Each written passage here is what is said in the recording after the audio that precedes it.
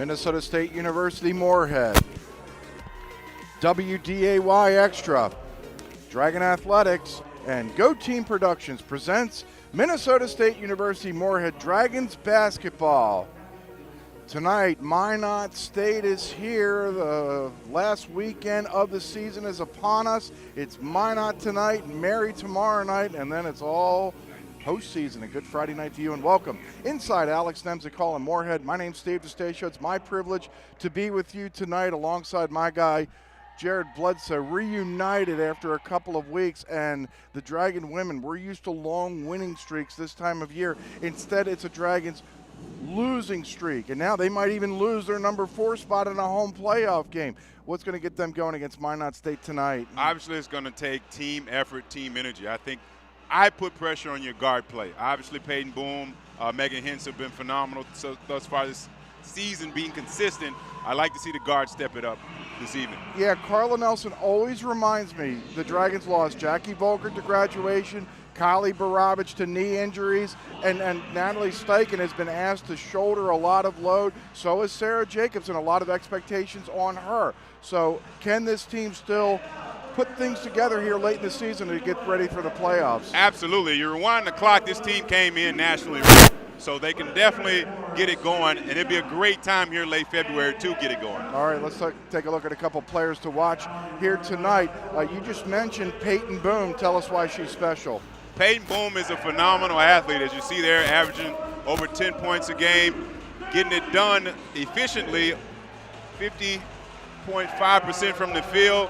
Obviously getting it done also on the rebound, 5.5 boards. Not to be outdone though, Mariah Payne, this young lady gets it done, filling it up, averaging close to 18 points a game, can knock down the three, shooting over 37% from the three-point line. Mariah Payne is the only Beaver averaging in double figures. These players to watch are sponsored by Matt Buss. The third member of our broadcast team is back with us again tonight. It's Kaylee Sedlacek. Kaylee, good evening.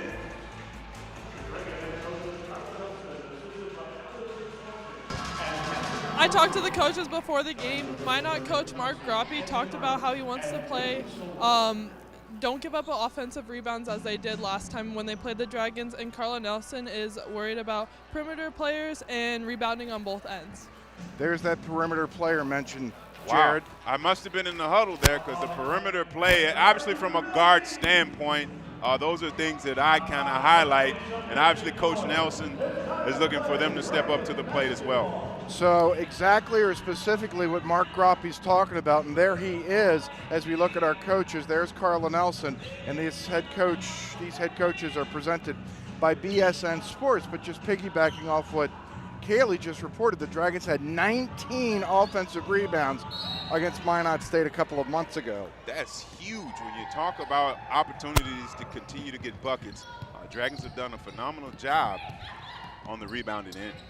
All right, here we go. A weekend of buckets, and then we'll see if the Dragon women are going to play buckets here on Wednesday. I want to get into that in just a moment as Peyton Boom scores. For those of you who have been listening to yours truly on the road the last couple weekends, I've been mentioning the Dragons are in at 4, or at least 4, as scoring is Haley Hildebrand, and we're tied at 2. That's not the case. I apologize. It's an error. A couple of years ago, a rule was instituted by the Northern Sun if a number 5 team, as Hintz drains a 3, if the number 5 team has a better record than the 4 team or other circumstances, they could or would host. The Dragons have not clinched. If they win tonight, outstanding shot of that happening. So we'll see what happens here tonight. Hintz hit a 3, missing a triple is Mariah Payne. She was one of our players or the Minot State player to watch out of Burnie, Australia. This is Nicole Herbranson getting another start. Herbie missed as the Minot State starters are on your right, presented by Brandfold. Yeah, and I think just to follow up on what you said, Steve, the Dragons 9-2 overall, 7-2 in the conference at home. They know what's at stake here. They got to handle business at home. Oh, nice fake there in transition by Herbranson. Herbranson making her 4th start of the season. That was a pretty veteran and savvy move. That was very creative in transition, giving the Dragons a 5-point lead. 7-2, as Jared just mentioned, 8:09 remaining, first quarter. Dragons matched up man-to-man, looking to extend that pressure. Bethany Theodore dumps the ball inside to Callie Delsman, and Delsman off balance will score. There is Sarah Jacobson leading our Dragon starters, and they also are presented by Brandfolk. 7-4, Dragons off to a good start. Hintz again from deep. Around and out. Rebound taken down by Molly Wilson. She out-muscled Mariah Payne, her teammate. Player to watch this. I'm going to go get something done, like a rebound. Nice mid-range shot there by Hildebrand. Hildebrand scores, and now Herbernson loses the ball out of bounds. Mark Groppe goes to his bench first. Crystal, Minnesota native Anna Counts comes into the ball game. This Minot State squad lost their first 12 games of the year. Then they won at Bemidji. Then they lost 3 more in a row. Now they've won 3 out of 4, so they're playing their best basketball, at least getting some wins here late in the season as the ball ends up near the trombone players.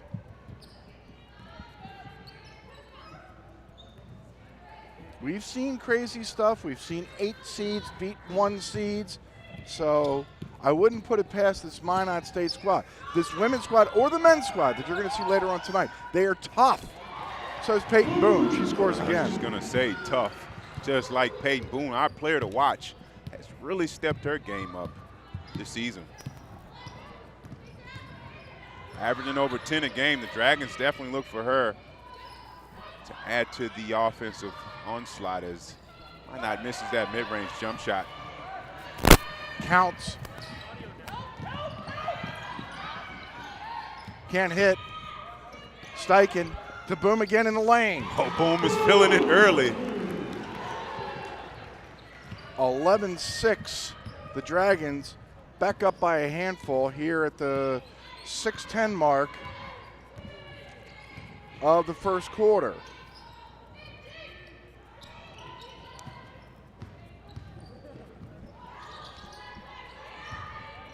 Payne, a spinorama on Steichen, and Herbernson over the top is going to get whistled for the game's first foul. Nicole Herbernson, as Maddie Green and Lauren Fetch come into the ballgame. The Dragon women are doing their senior night for Maddie Green and Megan Hintz tonight. Johnny Benninga will have his day in the sun tomorrow. Bethany Theodore driving all the way in on Jacobson. Left it short. Green the rebound. Here's Brooklyn Legal, who's also in. Hitting Lauren Fetch on the baseline. On target but short. The long rebound comes all the way out to Bethany Theodore. And now up top, Mariah Payne. Pretty clean game so far. So far, pretty good game. 4 out, 1 in set as Sarah Jacobson comes away with the steal. Second steal on the evening. Here's Jacobson, the around the back dribble. Pickpocketing her was Bethany Theodore. And again, at this point in the season, players watch film, they know your go-to move. That's Sarah's go-to move. Great anticipation there by Minot State in transition. Isn't her go-to move also to go behind the back to the right? That was a behind the back to the left. So she's got cheekiness coming from behind both ends. Green to Mariah McKeever.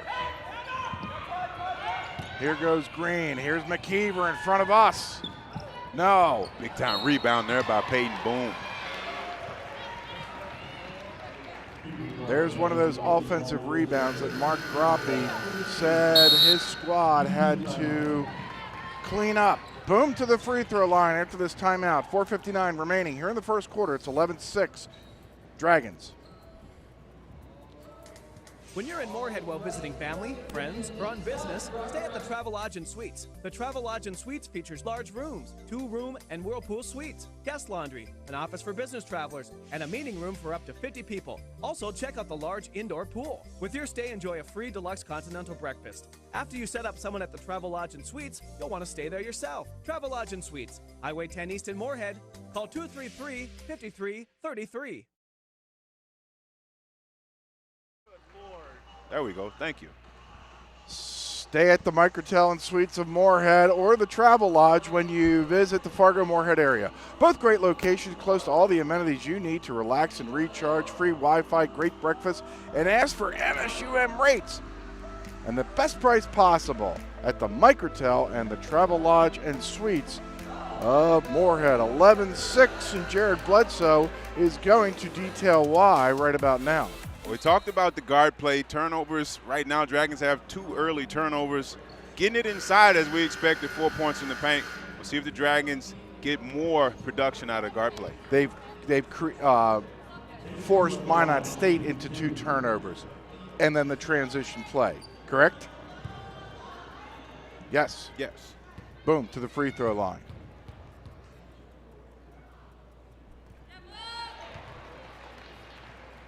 Peyton Boom already has 7. Boom makes a couple. Her reward is a seat on the bench. Nicole Brown will come in. It's 13-6. The Dragons are ahead with 4:59 remaining here in the first quarter. We talked about this. It would be interesting with this lineup in.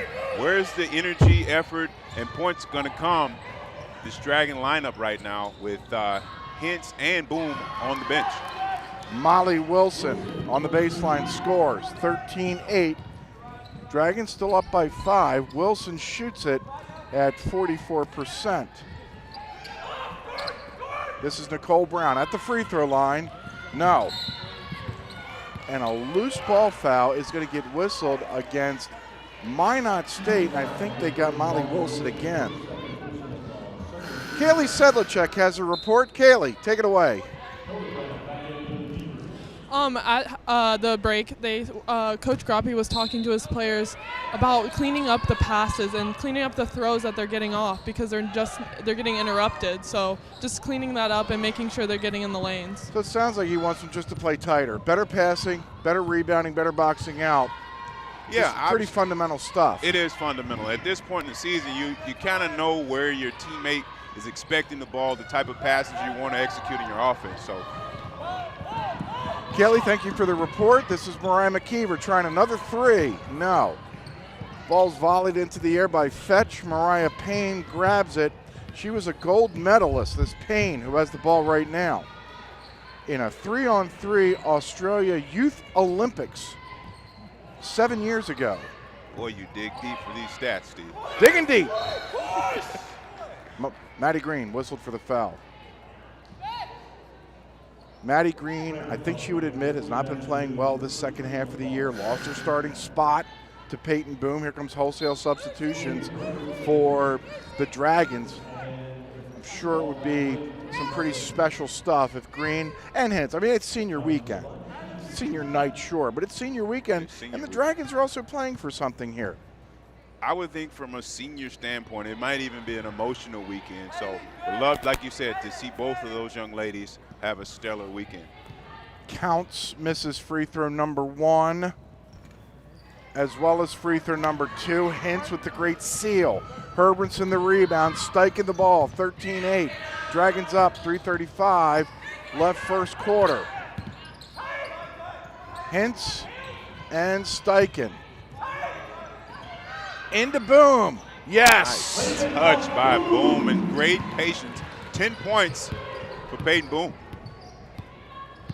Peyton Boom has more points right now than Minot State, as an offensive foul is whistled against Theodore. It's her first foul. It's the team's 3rd. We've seen great Dragon starts and then goes south quickly. Let's see how this early 15-8 burst will go. Here goes McKeever. Stop, shoot, no. Rebound pulled down by Lucy Chapman out of New South Wales. This team has always had an Australian flavor. Switching hands, unable to score, is Chapman. Here comes Natalie Steichen in second gear. Herbertson. Like the patience there by Herbertson, not firing up that three. Hintz, Steichen. Three. Great patience there by the Dragons. Getting inside the hands, Steichen, shot ready, knocking down the triple. Mentioned Natalie Steichen. She learned last year from Jackie Volker, but she also played only a couple minutes per game as Herbertson mopping the floor along with Bethany Theodore. So you're asking a lot out of Natalie Steichen coming into this year. Remember, no Kylie Baravich. So you're working with Maddie Green, Megan Hintz, Brooklyn Legal.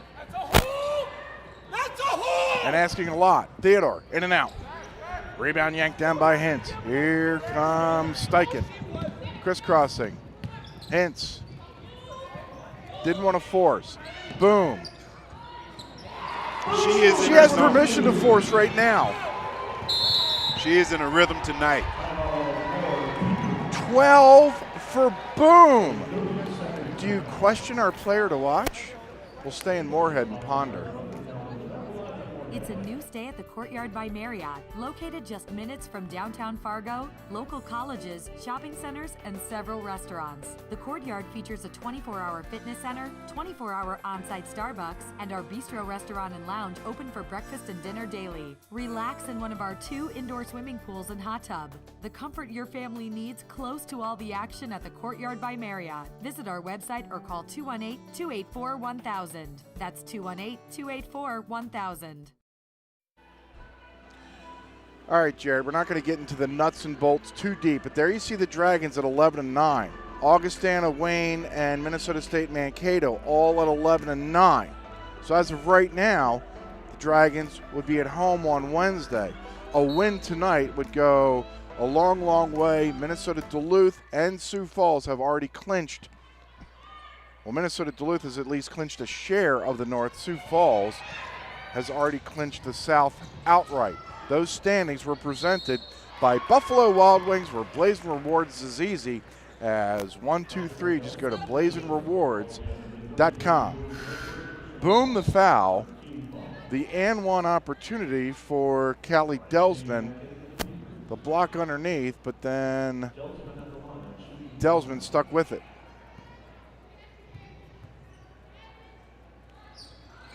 Her flat foot free throw goes. 5 for Delsman. It's 20-11. The Dragons are on top. Dragons continue to look to get it inside. As we said, Peyton Boom off to a phenomenal start. 12 early first half points. McKeever. We've been seeing a lot more of that from Mariah McKeever as Delsman gets whistled for the foul on the floor. Here's Mariah. Just done a great job of sizing up where some of the smallest of area is to negotiate. Maybe not so there. Here's a jump ball. And on the alternate possession, it'll stay Dragon basketball. Love the aggression off the bounce for McKeever. They like to see her convert those buckets. Steichen out to McKeever. That ball is going to go through the curtain. 20-11. The men will play Minot State. The men are locked at 3, Jared. The men are the 3. More than likely, they will play Wayne State here. Wayne State is a team they beat last month in Wayne, Nebraska. Here's Legal. Deep 3. Short. Sarah Jacobson just has a unbelievable knack for the ball. Steichen shovels, Hintz scores. Nice patience there by Hintz. Catching at that mid-range, little jab, shot fake, extending his lead to 11.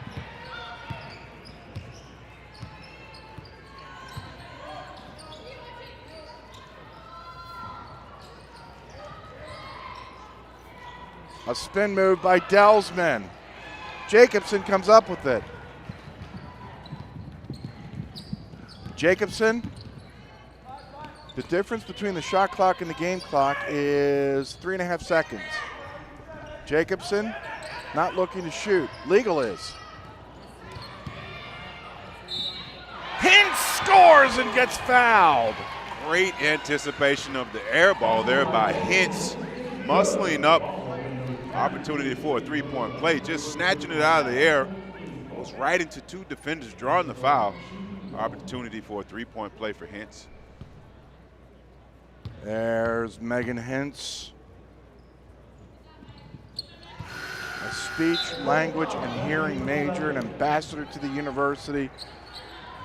I think it's fair to say, with a wide range of them in that group of one of our favorites.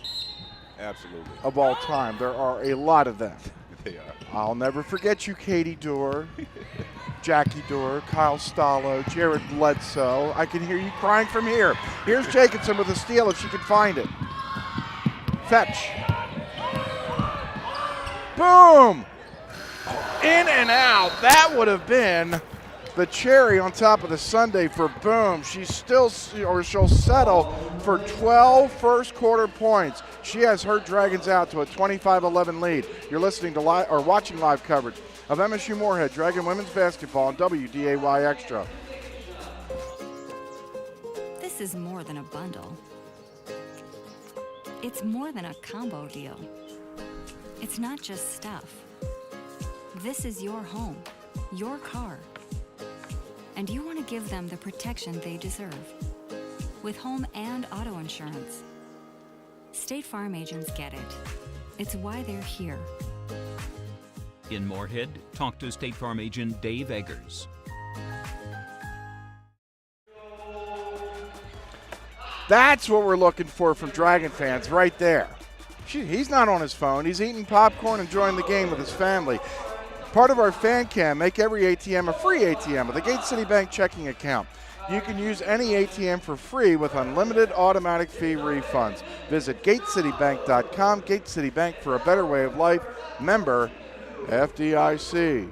Steve DeStatio, Jared Bledsoe, Kaylee Sedlacek back with you from Alex Nemzik Hall in Moorhead, enjoying our final casual Friday of the year. I'm not in a suit, just a little polo. You chose to wear the tie. You're looking dapper as always. Thank you, my good I like this casual look. You look nice. I do not look nice. I'm just saying I'm comfortable. It's not about looks. That got mailed in years ago. It's all about comfort. When you get to my you look age. comfortable. Thank you. Remember that it's not how you feel, it's how you look. Is it? Well, that's what they used to say, but not me. Mariah Payne. Stripped. Boom.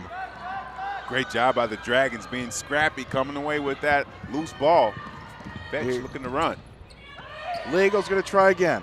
Oh, nice shot right in front of her by Brooklyn Legal. And she's one of those players, the Dragons definitely looking to get her going. Legal shooting 36% from three. An air ball, a dunk off the rim. She keeps shooting, and she made. And a whistle. And the expectation is she's a shooter for this team, so you have to have amnesia. If you're Brooklyn Legal, you got to be shot ready and continue to fire away.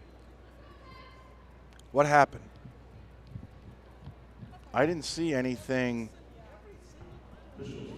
over the top. Are we going to have a review? Angie Arendt is coming over to the screen. I didn't see anything. Jared, did you? I didn't. Whatever it is, I hope the officials get it right. 28-11. The Dragons are on top. We mentioned Minnesota Duluth. They can win the NSIC North outright with a victory tonight. They are at Crookston.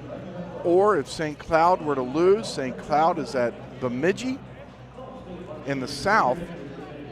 If Duluth wins also, they would clinch the overall conference championship. Here's our replay, and I think they got Boom.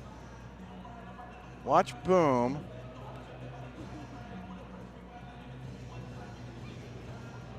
Ooh. Okay, Theodore went flying, but we didn't see, or was it Jacobson? We didn't see what sent her. Oh, that might have Was been it Nicole Brown? Yeah. Did she punch her? No, just a little. A push?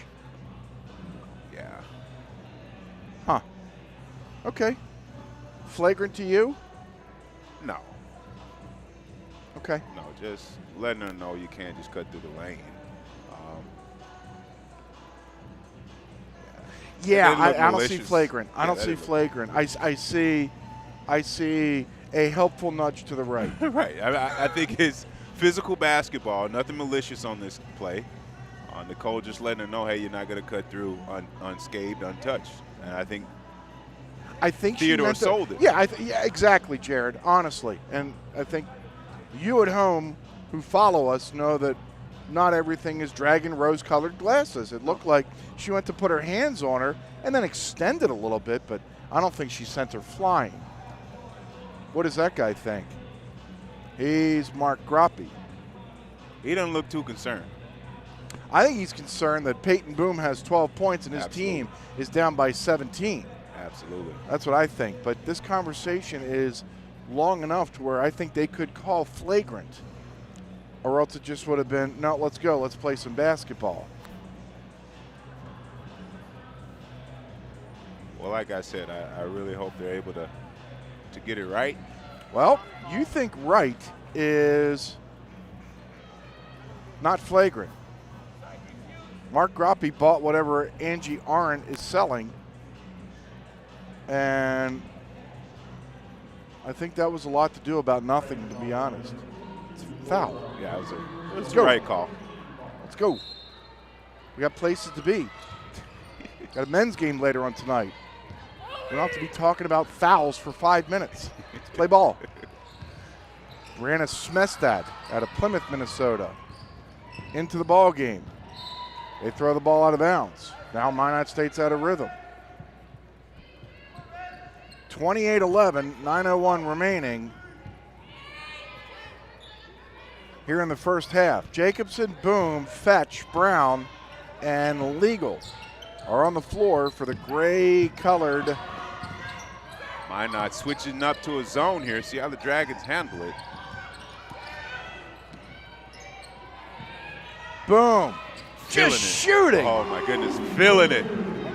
Fingertip catch. Raises up and knocks down that mid-range shot. 14 points for Peyton Boom. Peyton Boom got her career high against Minnesota State Mankato just under a month ago. That's 23. She's on her way to Wilt Chamberlain numbers. Oh my goodness. Here we go.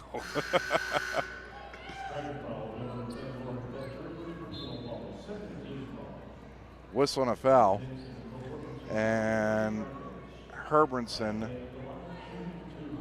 or I'm sorry, Mariah Payne to the free throw line for 2. Foul was whistled on Fetch. Payne, our other player to watch, averaging over 18 points, knocking down that second free throw. Her first 2 points tonight. So the Dragons have done a number on her so far, at least statistically, 30-13. Here goes Legal. Jacobson. Beaver sticking with this 2-3 zone. Nice find. Herbranson. Nope. One-handed rebound yanked down by Mariah Payne. And those are the shots, as we talked about guard play. Great skip, shot ready. Expected the guard to knock that 3 down. Wilson travels. Carla Nelson and the Dragons have won 11 straight against Minot State. She owns a 14-3 record, or at least the Dragons have a 14-3 record under her command. Herbranson on the baseline, caught. Boom was wide open underneath. Hintz is looking for her. Instead, it's Herbranson for 3. There it is. Great patience there by the Dragons. Hintz had the shot. One dribble attack, kicked it back out to Herbranson. Love to see her get going late February. It's a 20-point Dragon lead. Yeah, the Dragons have to play in February to get to March. 3 on its way and through. There's Mariah Payne, her first field goal of the night. The Dragons have tonight against Minot, tomorrow against Mary, women at 3:30, men at 5:30 here on WDAY Extra, and then it's Wednesday. This coming Wednesday, like 5 nights from now. Here's a foul. They get hints or legal? They got Brooklyn legal over the top.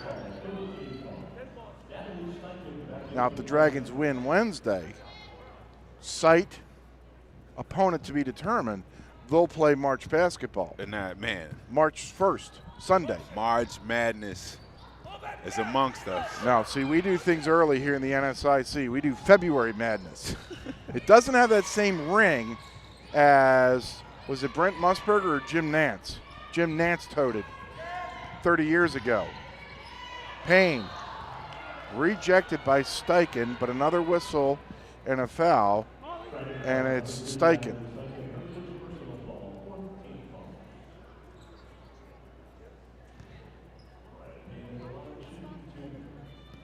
So it's Payne again at the free throw line.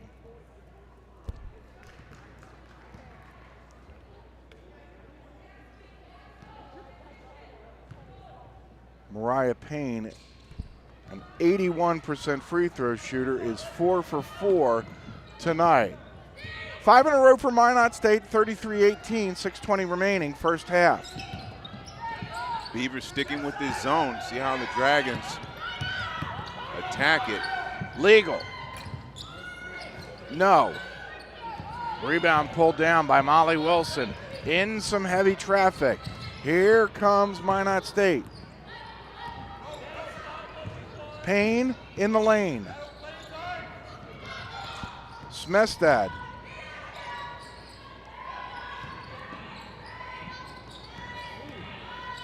Theodore running one-hander short. Legal. Gobbles up the rebound.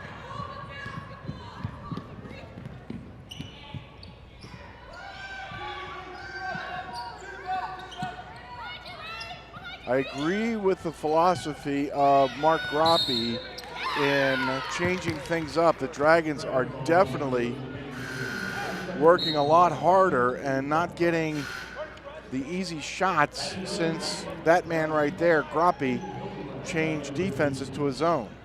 Yeah, and we've seen this throughout the season. Zone, 2-3 zone, giving the Dragons some challenges in their half-court set. I like to see the Dragons continue to get it into the high post to Hintz, as she's made some good decisions finding shooters.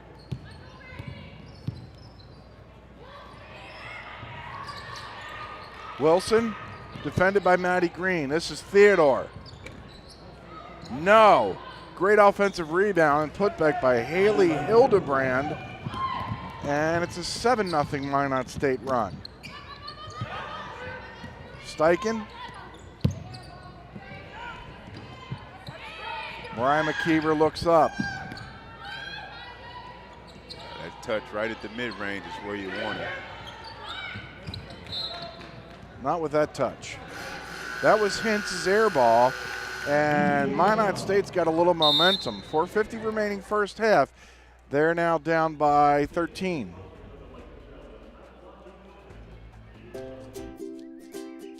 Another day. And just like every day, it never seems to slow down.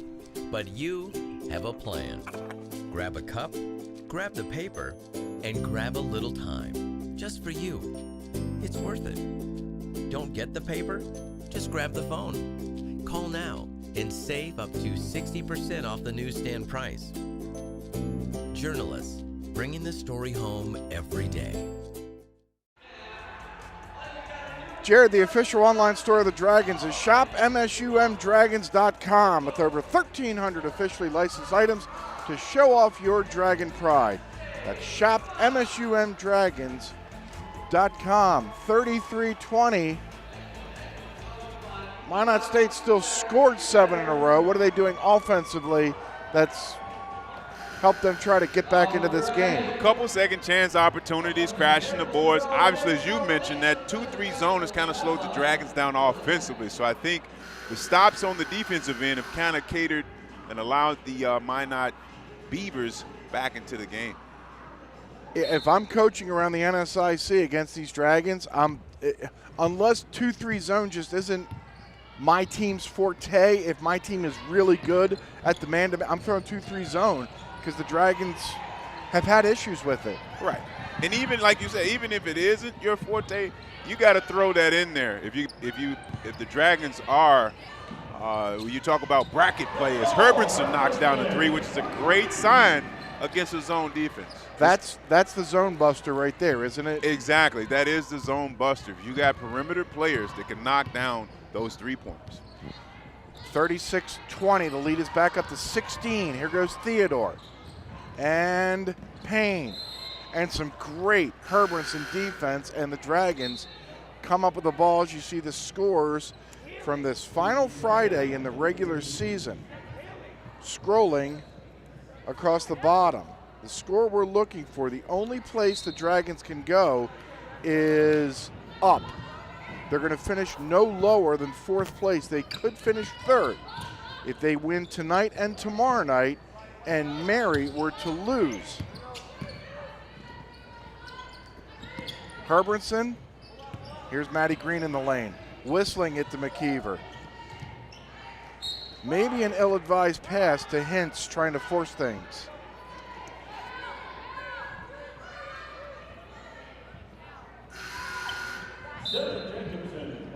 Mary is up 32-17 down in Aberdeen. So if Mary wins, Dragons are number 4.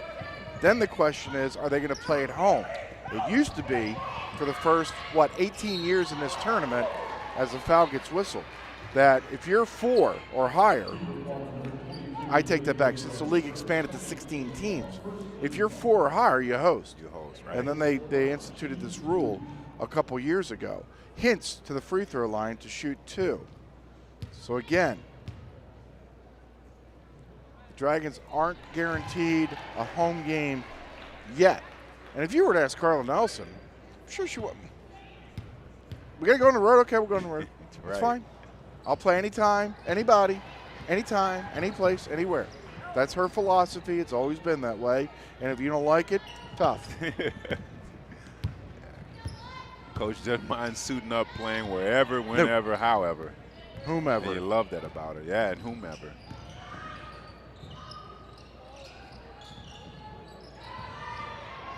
A looper to Hildebrand. Running one-hander by Lucy Chapman, and an offensive foul is whistled on Chapman. And that's the first or second team foul whistled against Minot State here in the second quarter. Great help side defense there by Herbertson. And those are the small things from the perimeter that can really change the dynamic of a team. Jacobson. Nice rebound by Herbertson. Energy on both ends. Herbertson shoveling. Green grabbing. Steichen surveying. Hintz hopping. Herbertson. Jacobson. Great rebound by Mariah Payne, who did not score in the first quarter, now has 7. She averages 4.3 rebounds per game.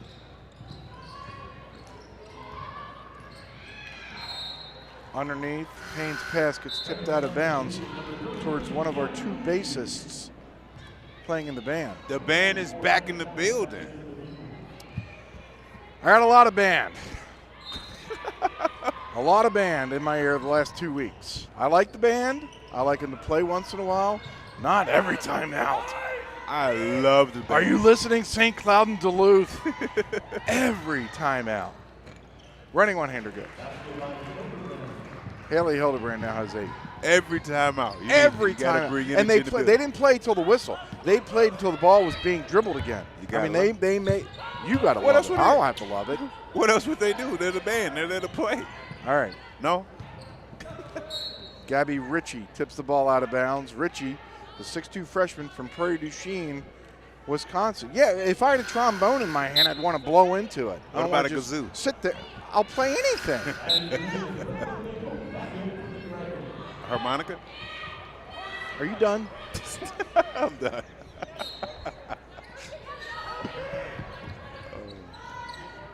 Oh, this is a good sign. Catch and shoot for Herbertson. Knocking down yet another three-pointer for Herbertson. 41-22. Herbie has 3 threes here in the second quarter. Counts. Throws it away. Turnover, Minot State. Great job there by Steichen. Help side defense. Digging in, causing that turnover. Dragons can stretch this lead above 20. It's been as high as 20. It was 33-13 at the 7:21 mark. This is Maddie Green. Airballing. Hintz. The thievery. No. Green. Yes, the perseverance. Perseverance is the word. Gritty, grinding play there for the Dragons. Not giving up. Love to see the senior Maddie Green get in there and get a bucket. I don't think the Beavers listened to Kaylee Sedlacek when she said, the coach said, stop the Dragons from getting 0 rebounds. Here's Steichen from 15. No. Rebound pulled down by Lucy Chapman. Under a minute, first half. Three-pointer wouldn't go by Mariah Payne. Here comes Steichen, pushing the ball up ahead to Herbertson. Hintz wants a triple. She doesn't get it. That's the right call. And a loose ball foul. If they got Maddie Green, that's the right call, and they did. Maddie's second, that's the team's 5th. So it should be the double bonus. Why isn't this the double bonus? All right, now they realize it.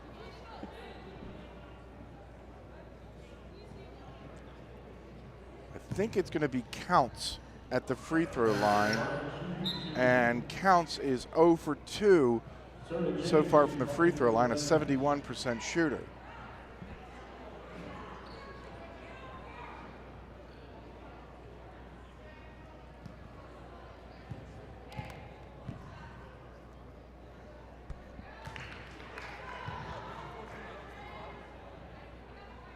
Counts hits free throw number 1. Counts makes a pair. The Dragons 43-24. 2 seconds separates the shot clock from the game clock. Minot matched up man-to-man for this last possession. Surprised? I am. Yeah, I am. Steichen gonna shoot. Here comes Mariah Payne. Jacobson gets in her way.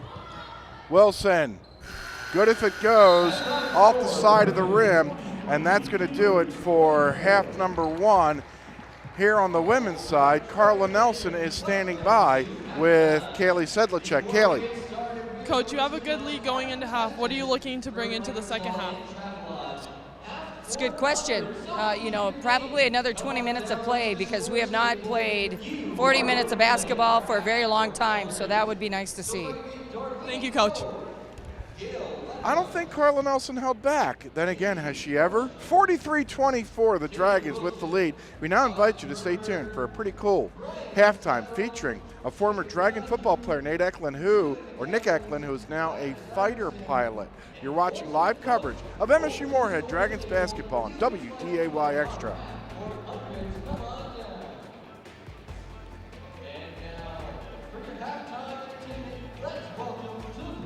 Heading to Fargo Moorhead to get away and have a little fun? Book your room at the highly rated Microtel Inn & Suites.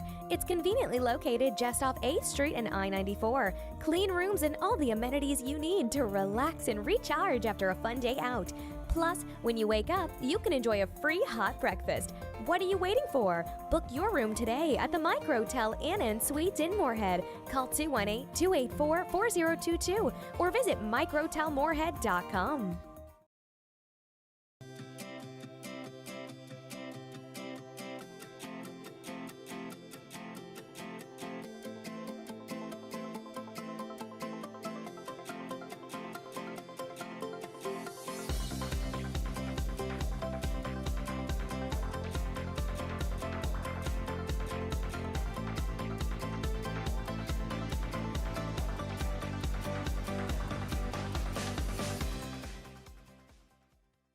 It's a new stay at the Courtyard by Marriott, located just minutes from downtown Fargo, local colleges, shopping centers, and several restaurants. The Courtyard features a 24-hour fitness center, 24-hour on-site Starbucks, and our bistro restaurant and lounge open for breakfast and dinner daily. Relax in one of our 2 indoor swimming pools and hot tub. The comfort your family needs close to all the action at the Courtyard by Marriott. Visit our website or call 218-284-1000. That's 218-284-1000. Dragon Swim School is proud to offer year-round swimming and diving lessons with the lowest student-to-instructor ratio around. Lessons are available for all levels, including parent-child sessions and preschool. Help your child learn to love the water in a safe and caring environment with us at Dragon Swim School. Visit msumdragons.com/swim for more information. That's msumdragons.com/swim. Today's Dragons Live coverage is brought to you by BSN, Courtyard by Marriott, Herbert & Gerbert's, Richards Transportation, Shucks Bus Service, Buffalo Wild Wings, Forum Communications.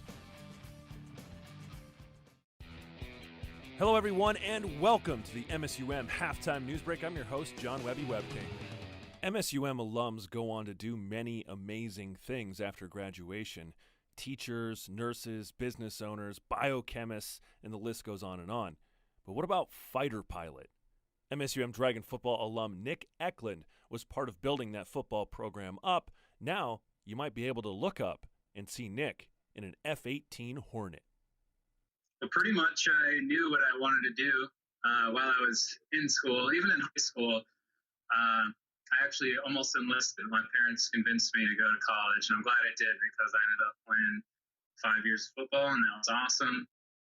I mean, when I was coming into that football program, we were 2-9 and then 1-10. It was like, really? And you want to make it to playoffs? You want to win a championship? It's like, but man, we really turned things around, and I think it was just that mindset. It's all up here. That's all. The kind of team that we have there, the kind of things that are, our coaches and just the whole program of the MSUM athletics really reinforces is more than just winning games. It's all the values that they kind of ingrain into us as what's important, in the long run, what's important in life. And I think just because of that, the military kind of fits all those things that we talk about because it's such a high level of value and morality that we try to live up to. Afterwards, though, I knew I wanted to join up the military. At first, I wanted to do some tank stuff. I thought that was cool. I was like, and then I learned officers don't really do that, and I want to be an officer. So it's like, well, what's the next coolest thing? Jets. I think flying jets would be awesome. I joined up about 8 months after graduating. There's actually 3 different commissioning sources for the Navy. However, if you go to college without doing ROTC and you don't go to the Naval Academy, the only other option is going to OCS, which is Officer Candidate School. So that's where I went. You go to Rhode Island for 3 months and you go through all the fun stuff they have you do there. Fun stuff? That's funny. What's no joke is hitting 7 Gs. Here you can see how hard you have to work just to keep it together. The training, undoubtedly hard, and Nick isn't the only one of his Dragon football teammates serving in the military.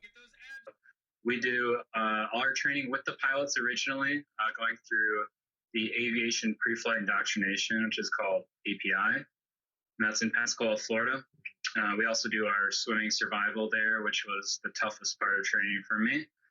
we're all graded, right, on a scale. And so in each class, like my last class had 9, and we had 7, and I was the 3rd out of the U.S. NFOs to get to pick. So I got my choice. Not everyone always does.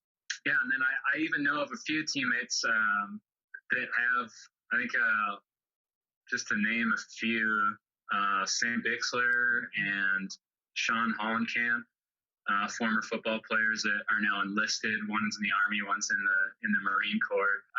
They both kind of caught me off guard, and I'm sure I caught some people off guard, maybe who didn't know me as well. But I have a few teammates in particular that I keep up with that have just, a lot of them are my roommates, are just a lot of friends I met through football that, we're going to be friends forever, I'm pretty sure, even though I haven't seen them in over a year now.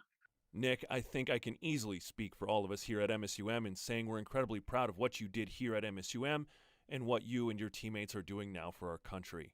Thank you, and of course, go Dragons.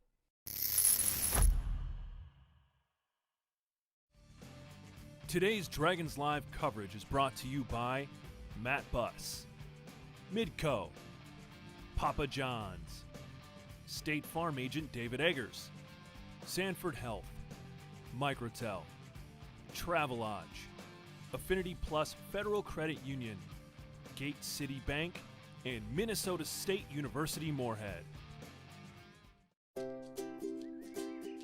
Another day.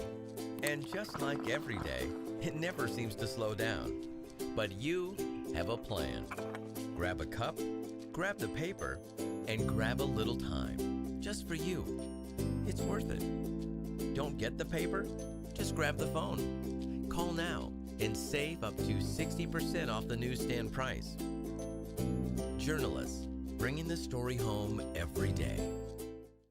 Get fired up for the new Shop MSUMDragons.com, the official online store of Dragon Athletics, featuring top brands like Under Armour, Adidas, Columbia, and more. Get gear in women's, youth, toddler, and infant sizes, perfect for all of our Dragon fans. Support your favorite Dragon team with Select a Logo. Anything custom ships in 72 hours. And take your tailgating to the next level with items like bleacher chairs, tailgate tents, and lawn chairs. Get the gear and support your team with profits going directly to Dragon Athletics from Shop MSUMDragons.com.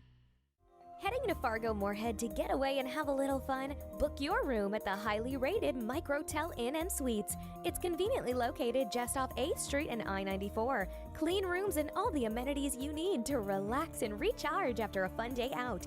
Plus, when you wake up, you can enjoy a free hot breakfast. What are you waiting for? Book your room today at the Microtel Inn & Suites in Moorhead. Call 218-284-4022 or visit microtelmoorhead.com. Just looking back on myself freshman year to who I am currently, it's a complete transformation. You walk around campus all the time, you see friendly faces, you see smiling faces, and people really, really love being here. For me personally, I was able to get the experience and the knowledge that I needed to be successful.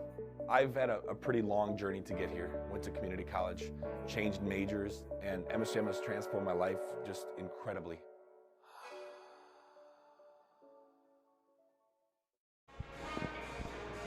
A strong first half for the Dragon women, and you can see it. It has resulted in a 43-24 lead here at the half. And how about some highlights?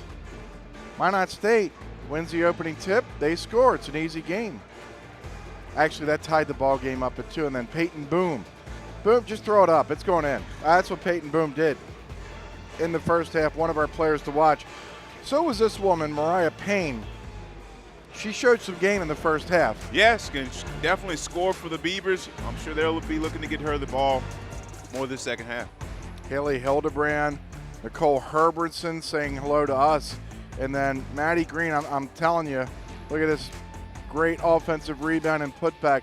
There hasn't been a lot of that here in the second half of the season. If that woman right there and her senior compatriot, Megan Hintz, can really elevate. Megan did in the first half with 10 points. I think this team can go places in March. I agree. We talk about it being an emotional weekend. Maddie Green, a senior, definitely can add to this team's success as we look at the Dragons shooting 41% from the field, perfect from the free throw line, getting it done. 5 for 5 from the free throw line. What I like, though, the Dragons are protecting the basketball, taking care of the basketball, only 2 turnovers, something we hadn't seen much of this season. So kudos to the Dragons the first half, valuing the basketball. Our game summary presented by Midco. You heard Carla Nelson with Kaylee Sedlacek at halftime. We've seen 20 minutes. Now can the Dragons do it for 20 more minutes? 43-24. We're back with more right after this. You're watching live coverage of Dragons basketball on WDAY Extra. Your man cave is a lie. It's not a masculine refuge. It's a basement in your wife's house. Caves don't have frilly craft store signs. Yell about it. In your man cave, no one can hear you scream. Wake up! Head upstairs and get to B-dubs, where the kegerators are just called taps, the wall color is TVs, and the wings taste like freedom. Also, your friends actually like coming here. Buffalo Wild Wings. Roar! When you're in Moorhead while visiting family, friends, or on business, stay at the Travelodge & Suites. The Travelodge & Suites features large rooms, 2-room and whirlpool suites, guest laundry, an office for business travelers, and a meeting room for up to 50 people. Also, check out the large indoor pool. With your stay, enjoy a free deluxe continental breakfast. After you set up someone at the Travelodge & Suites, you'll want to stay there yourself. Travelodge & Suites, Highway 10 East in Moorhead. Call 233-5333. Libby here with another lesson. Okay, gotta make a list. Pay cable bill, research car insurance rates, get groceries. And my student loan payment is due next week. You look stressed. If you're worried about money, try riding that bus. There is a bus stop pretty close to my job. I could give it a try. Awesome. More conditioner? Thanks a lot. He learned his lesson. Join us and take the challenge to ride green. Affinity Plus definitely seems like a credit union that cares about people. I've always had a good time whenever I go into my branch. I feel like I laugh every time. Like if they came into a bar, right, then they would be like the friend that you want to introduce to everybody. I talk about this credit union all the time because I think it's just like a gift to the world, because with my experience in the past, this has been just indescribable.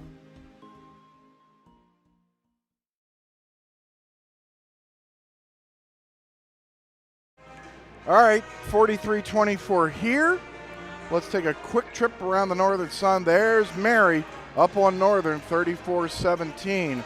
Mary wins that game. The Dragons will be the number 4 seed. Duluth trying to win an outright championship. They're on their way in Crookston. Augustana and Southwest Minnesota State have leads. So does Winona State, Minnesota State, Mankato, and Bemidji State early in the third quarter leads St. Cloud State. Look around the league presented by Shuck. Upcoming schedule, men coming up next, and then tomorrow afternoon we wrap up the regular season on WDAY Extra. 3:30 on the women's side, 5:30 on the men's side. The look at the upcoming schedule is presented by Richards Transportation as we welcome you back to our broadcast desk. Steve, Jared, and your bullets are presented by Affinity Plus Federal Credit Union. Perimeter play is going to be huge. I think that's going to be one of the bullets. Zone offense. The Dragons are going to see some more zone in this second half. Obviously did a great job the first 20 minutes. And lastly, finding some consistency. The Dragons perimeter players showing some signs, knocking down those shots. Obviously, we've seen consistency out of the post. We'd love to see that out of the perimeter. I don't know whether it needs to be on the offensive end or it needs to be on the defensive end. I think what Carla Nelson told Kaylee, as much of a cliche, we've seen 20, I want to see 40. I think that's huge, especially because she hasn't seen it. These Dragons have just not played well in 2020. I agree with you. The consistency is going to be huge, and to see another 20 minutes like we just saw would be huge for the weekend going into tournament play. There's only so much time to get better every day. Their season could be over 5 nights from tonight. Think about that. That's quick. That is. That's quick. As quick as Steve. Well, maybe not that quick. Boom, underneath, scores and gets fouled. Now that was quick. Peyton Boom getting a bucket right away. Opportunity for a three-point play. Delsman whistled for the foul. So Peyton Boom cannot connect. She has 16. The Dragon lead is a game-high 21. There's 9:42 remaining here in the third quarter. It is all Dragons on the scoreboard. Delsman bullying her way in. Can't score. Boom, the rebound. Here comes Natalie Steichen. It's a 3-on-3. Here goes Herbertson.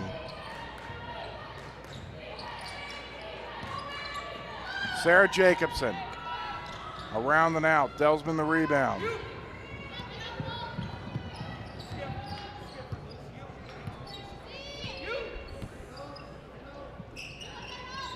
Theodore. I think she lost that ball off her fingertips. Here comes Steichen all the way in, and she's fouled by Theodore.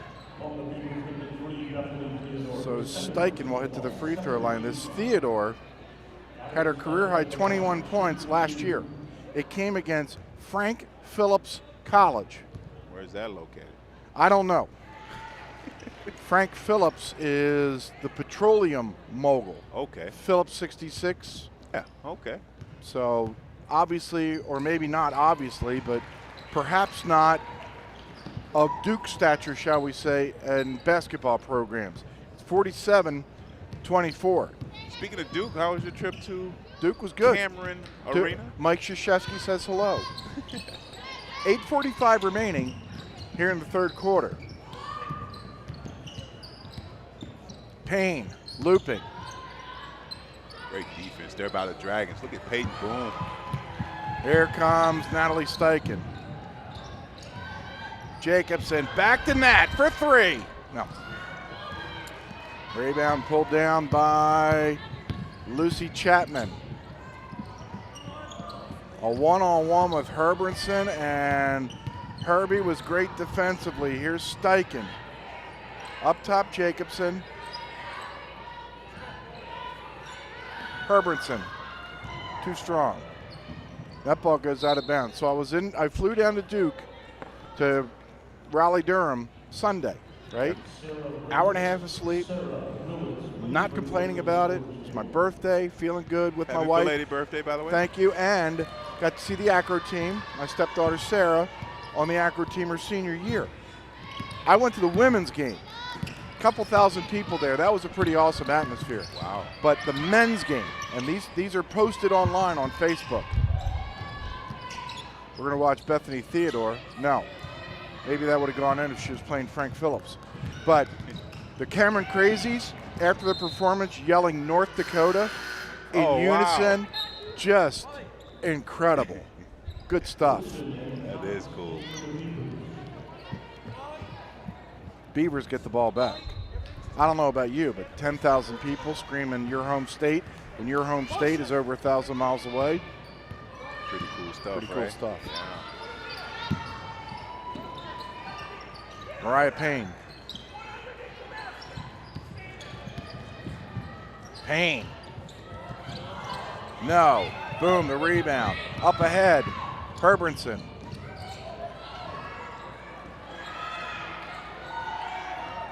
Herbie be scrappy. Great job there, not giving up on the play.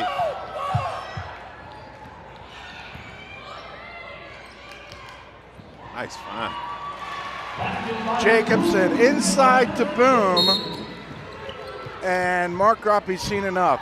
6:53 left, third quarter. The Dragons up by 25. Heading to Fargo Moorhead to get away and have a little fun? Book your room at the highly rated Microtel Inn & Suites. It's conveniently located just off 8th Street and I-94. Clean rooms and all the amenities you need to relax and recharge after a fun day out. Plus, when you wake up, you can enjoy a free hot breakfast.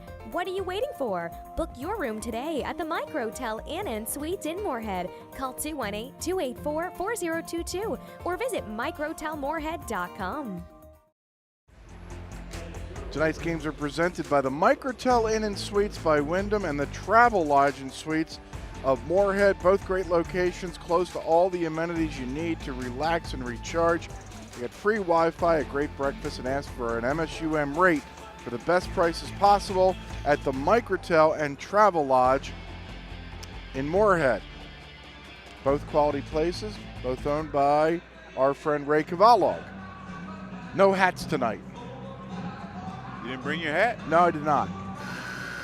Brought my A game. Well, at least, I don't know, maybe it's my C+ game. Trying. I'm wondering why the crowd isn't into this. They're up by 25. Kaylee Sedlacek, maybe she can answer that question. Kaylee, what do you have? Mark Groppe at the halftime, at the break, was telling his team that they need to start with more effort. Like, he's not seeing effort from them. It just needs to be better, is pretty much what he said. Jared, are you seeing a lack of effort on Minot State's part? Yes, I would agree with the coach. I mean, from a coaching standpoint, there have been some second chance opportunities, some missed opportunities to get on the floor, come away with some loose balls. So, yeah, from a coaching standpoint, I think Minot State Coach Groppe is right on point. Minot State's ahead of Crookston in the standings right now. Oh boy.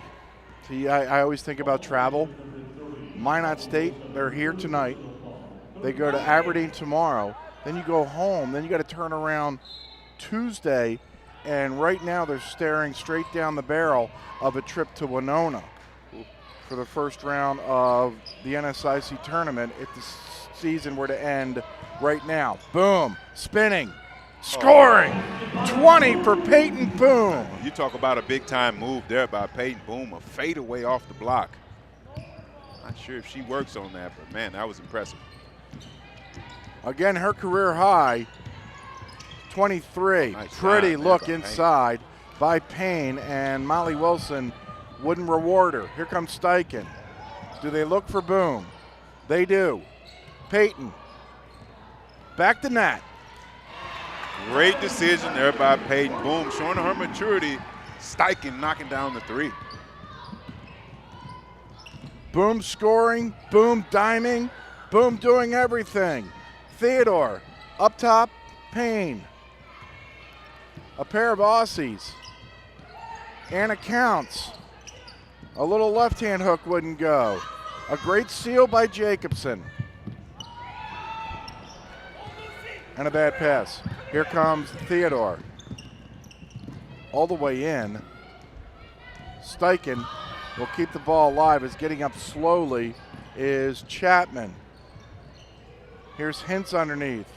Scoring. Great job there by Herbranson. Was wide open. We saw Hintz had the seal inside. Easy bucket for Megan Hintz. It's a 32-point Dragon lead.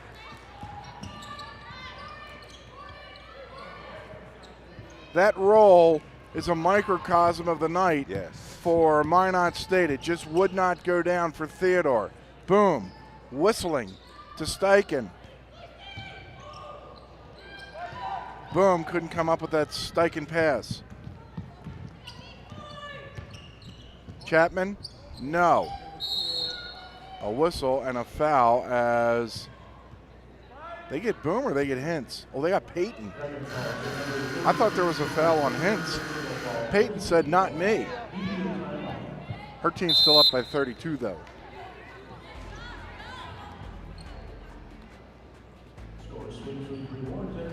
Eight teams arrive. Only one champion will emerge. Are your women's tournament champions for the first time since The NSIC Basketball Tourney is back at the Sanford Pentagon starting February 29th. And it's live on Midco Sports Network. Watch all the action and check out bonus coverage online and on our social media channels. Midco SN is your tourney HQ. Jackie Volkert and her family are in the house. There's Brett Bussman. They're part of our Gate City Bank fan cam. Make every ATM a free ATM with a Gate City Bank checking account. You can use any ATM for free with unlimited automatic fee refunds. Visit GateCityBank.com. Gate City Bank for a better way of life. Member FDIC. Todd Baumgartner in the upper right, ready to watch his son Gavin, who's been tearing it up lately for the Dragon men. That's a basketball guy right there. Todd Baumgartner loves his hoops. Does he? Oh, and I am a fan of the Baumgartners. Last year we were heading down to, I don't know where it was, Concordia, Mankato, or the Winona Upper Iowa trip. Stopped at their house and they fed us Raisin Cane's. That was my first Raisin Cane's chicken ever. Oh. I found a new favorite chicken. Did you? Yeah, it's called Raisin Cane's. Delicious. Herbranson. Brown. No. Again, Dragons going with all subs with the exception of Herbranson. We'll see where they'll get their scoring from with this lineup. Well, they've got some room to play around with. Smestad giving off to Lucy Chapman, and now it's Counts scoring on Brown and drawing the foul.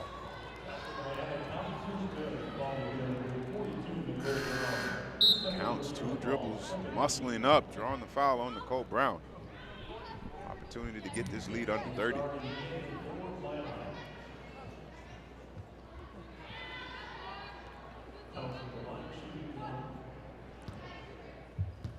You look at the Dragons, you were talking about subs on the floor, right? Non-starters. Yeah, all of them have experience, though. So they've been through the rigors of the regular season, the tournament, and even not only winning or making the NCAA tournament, winning a game in the NCAA tournament down in Hayes, Kansas last year. I agree, the experience is there, but you like to see the confidence and execution. Here's Brown. Tournament play as Brown misses. Good shot, though. Wouldn't go.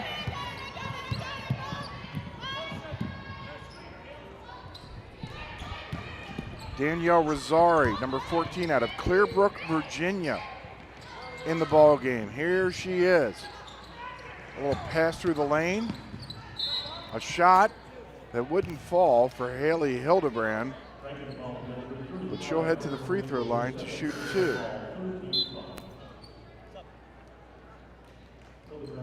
Here comes Gabby Ritchie back in. Nicole Brown will sit.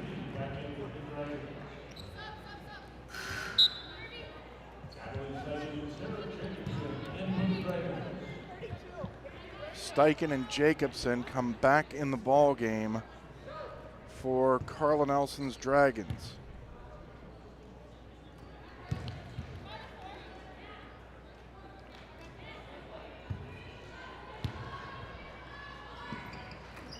Hildebrand makes 1 of 2, and then Fetch, I think, lost her balance because she got bumped by Ritchie from behind.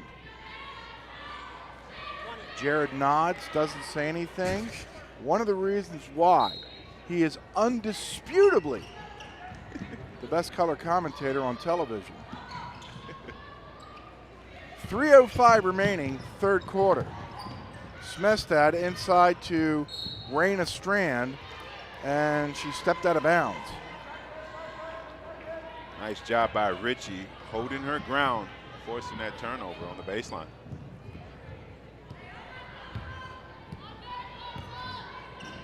.255 left third quarter. Here's Ritchie.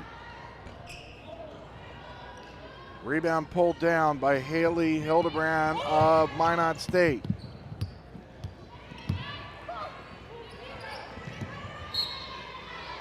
And the ball gets taken or tipped out of bounds. Last touched by Raina Strand, who's debating the call.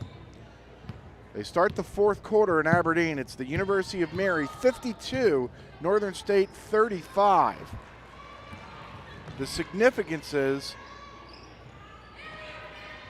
unless I'm missing something, regardless of tonight's outcome, Steichen can't hit a 3. Ritchie, the offensive rebound, can't get the putback. And again, if you're the Dragons with subs as you look to prepare for tomorrow and as you mentioned Wednesday tournament play, you want to see where you're going to get your energy. Defensive spark, an offensive spark from your players, and that's why we're seeing Gabby Ritchie. Love to see Lauren Fetch get going. As you mentioned, players that have had experience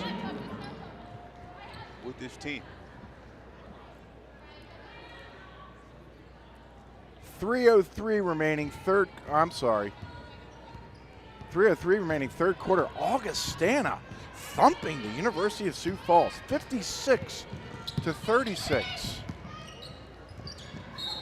That's a double dribble on Chapman. Maybe legal where she comes from, but not here. 2 minutes remaining, third quarter, men to follow. It's a 28-point Dragon lead in a quiet Nemzik Hall. Yeah, even the band's taking 5, yeah. Theodore, up ahead. Chapman, no. Chapman, no. Raina Counts, foul. I'm sorry, Raina Strand. And again, you see Hintz checking into the game when you got Richie and Green opportunity to just show muscle, energy, and effort on that transition play. Mary's 2 games in front of the Dragons. Mary wins, regardless of what the Dragons do. The Dragons would not be able to catch Mary. So they would be the 4 seed. They're 3 games in front of Northern entering this weekend. So if all things hold, the Dragons would be the 4 seed. The men are going to be the 3. Still waiting to see who they're going to play. Looks like Wayne State, but we don't know yet. And like I've always been reminded as Hintz scores underneath, nothing's official until the NSIC releases it on Sunday or late Saturday night. It's 58-29. Theodore, pretty move all the way in. Her first bucket tonight.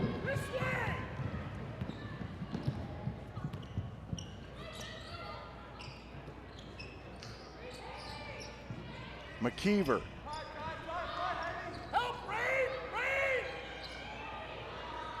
Green whistled that ball too high, and a rare turnover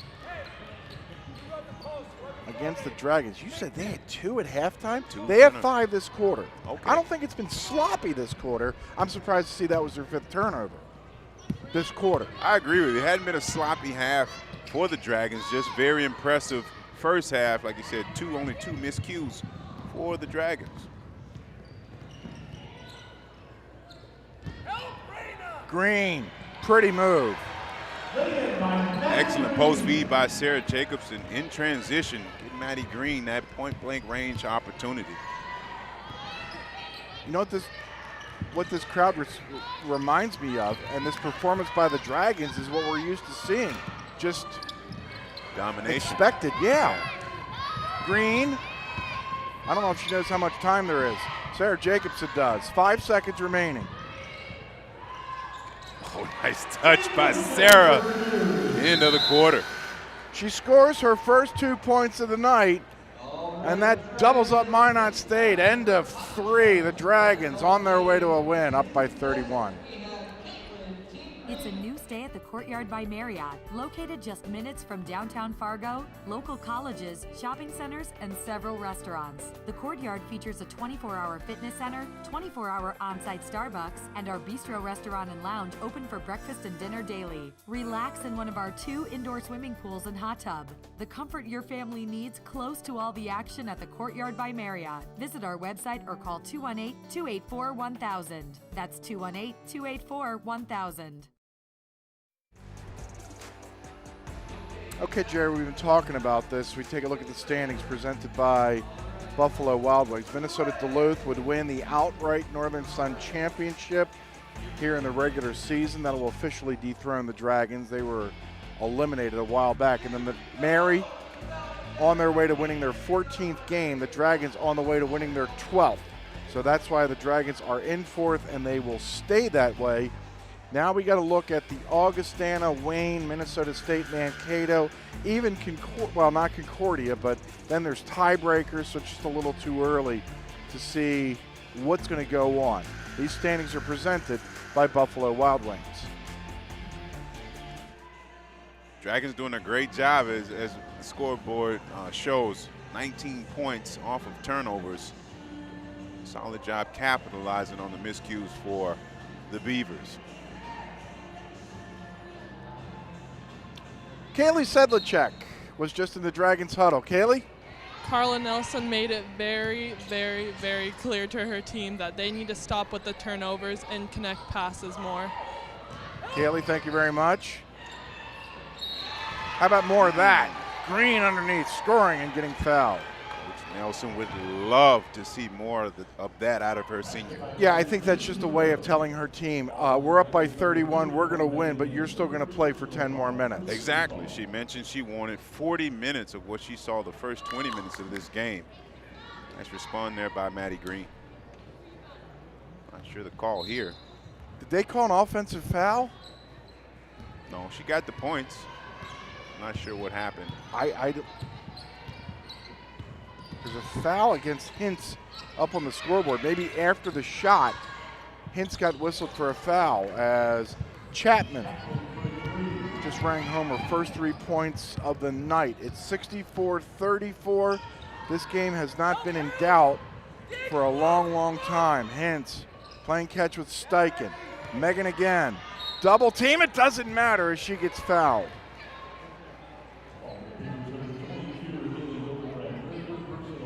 This reminds me of vintage Dragon basketball. I know Minot State might not be the most talented team, just suggesting this kind of domination. Doesn't matter who you're playing, just go out and play, and now look at the scoreboard. I felt the same way after the first half. As you mentioned, vintage basketball, not a lot of miscues, only 2 turnovers. Dragon getting some production, obviously out of the post. That's just expected, but the guard play was exceptional. 15 for Megan Hintz. She also has 6 rebounds here tonight. Make it 7. Hintz the rebound in front of Haley Hildebrand. Here comes Steichen. McKeever into the lane, got bumped. Steichen walked just a little hop by Nat. I think those are the turnovers you can put up with a little. If there's a turnover to put up with, it's because there's effort. Maybe against the Minot State, not against the top teams in the conference. You got to be more heady with the basketball. Exactly. Okay, here, she got the ball back. Let's see if she can impress you for a change. Just got blocked. That's been impressive, though, tonight. The energy, been scrappy, making solid decisions. So she's been impressive. But like I said, against a top-tier team, as we talk about playing great basketball, preparing for tournament play, those miscues can't happen if you want to hang a banner here in Nimzik Hall. Steichen makes free throw number 1. Would you agree? Yes. Boom and Brown in. Green and Hintz exit stage bench. Jacobson and Fetch in.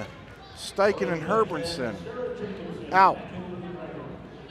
From a player standpoint, if you're Brown, you're Fetch, you're McKeever, you want to show coach, hey, I can perform, I can make great decisions, knock down shots, execute offense this last 8 minutes and 30 seconds. Fetch with some great defensive output. Smestad can't score, and a loose ball foul is going to get whistled against Callie Delsman. So the Dragons get the ball back. And I'd switch to that 2-3 zone. I think this is great. If you're the Dragons, you get a chance to practice against it for 8 more minutes. McKeever. Boom.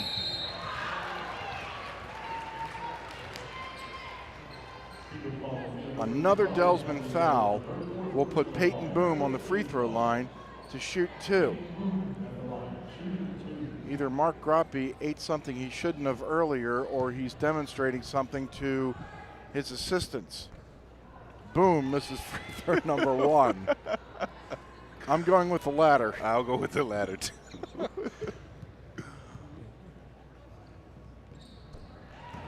Peyton makes 1 of 2. 21 for Boom.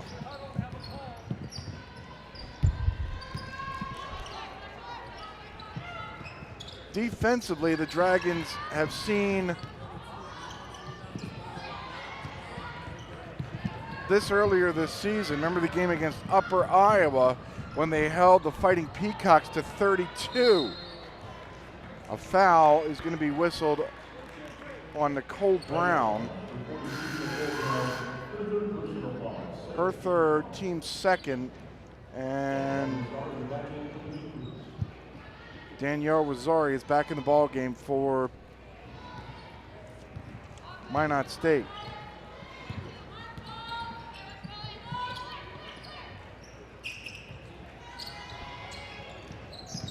Jacobson, strong defensively on Smestad. And another foul. It's gotten sloppy lately. Yeah, Beavers saw a matchup they liked. Delsman with Fetch guarding her on the post. Legal replaces Fetch.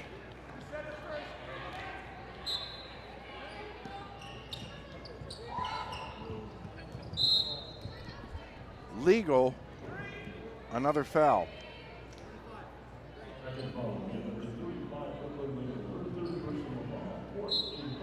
So both teams now have 4 fouls.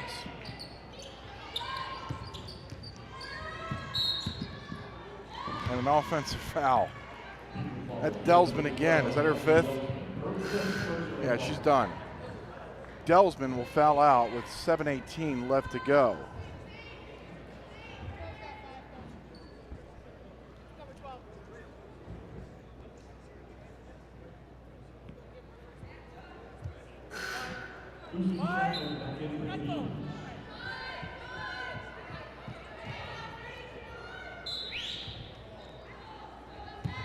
Sarah Jacobson, 7:15 left to go. Men coming up next against Minot State. Jacobson. Here's Nicole Brown, traveling. Brown took a little hopper, just like Steichen did a couple of moments ago.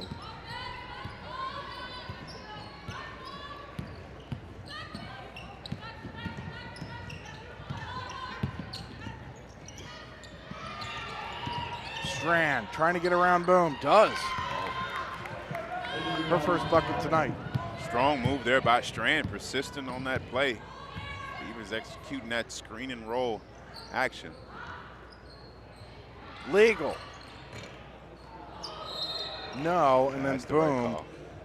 picks up her 4th personal foul, and this will put Minot State on the free throw line to shoot 2.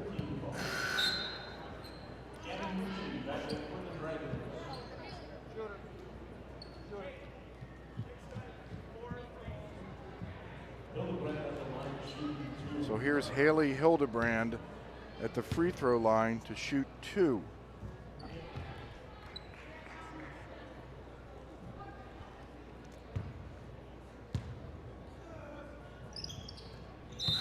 She'll make 2. Steichen will come back in. Brooklyn Legal will sit down. 6.5 minutes left to go in a 30-point game.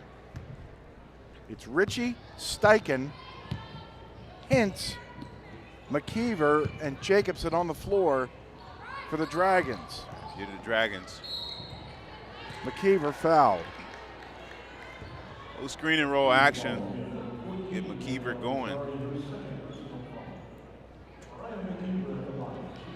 This foul's on Danielle Rosari. McKeever hits her, or scores her first point tonight. We haven't seen Emma Thuringer.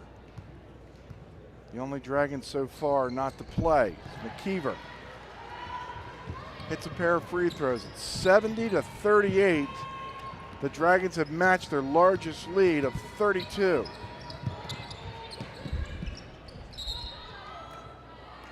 A travel on Wilson, and the Dragons will get the ball back.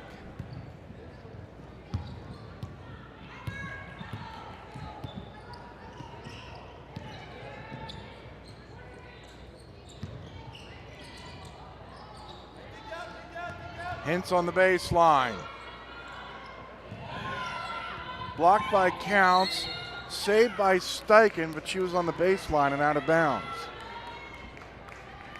And I think those are the sloppy plays that Coach Nelson is talking about. Get the ball inside, let's execute, go up strong and finish the play, get back on defense.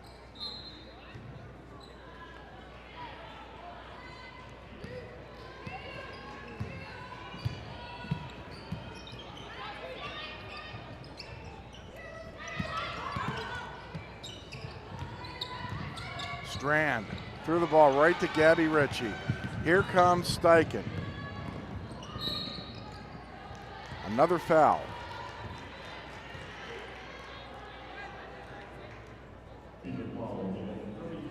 This one's on Chapman.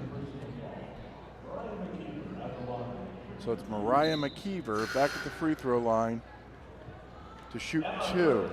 There's Emma Thuringer into the ball game.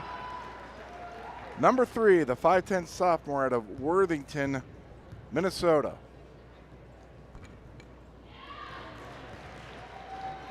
McKeever makes free throw number 1.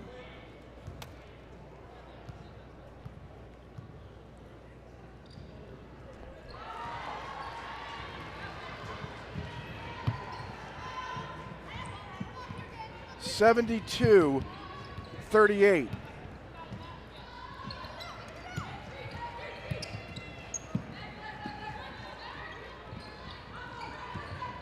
Chapman. Oh, great defense there by Steichen. And those are the plays you would love to see consistency. When we talked about the Bullets, just being aggressive and consistent on the defensive end from the perimeter. McKeever looking inside for Ritchie. Found her. And a travel. So now these travels are getting more and more common. And this is the stuff Carla Nelson wants cleaned up in the final 5 minutes.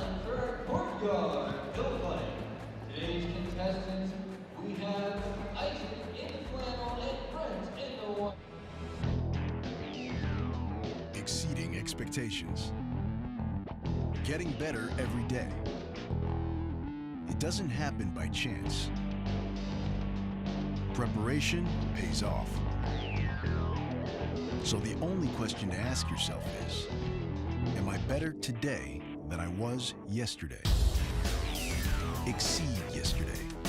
Choose Sanford Orthopedics and Sports Medicine. All right, Jared. You in the mood for a dime? Yes. How about that one? Boom on the business end of a Sarah Jacobson. Pretty pass. 2 of Peyton Boom's 21 points so far tonight. Love that dime. Our assist of the game is presented by State Farm. 72-38. All the relevant games for the Dragons are finals.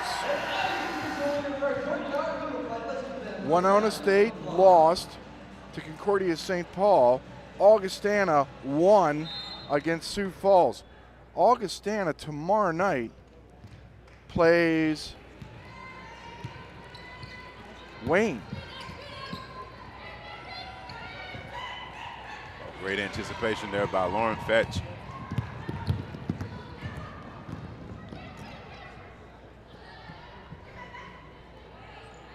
McKeever thinking about it.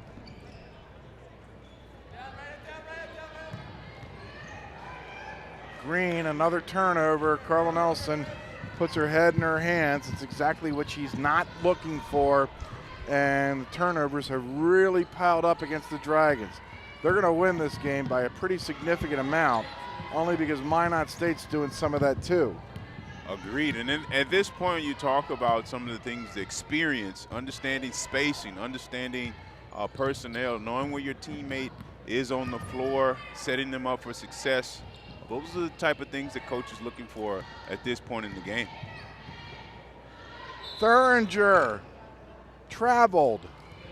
Turnover number 13.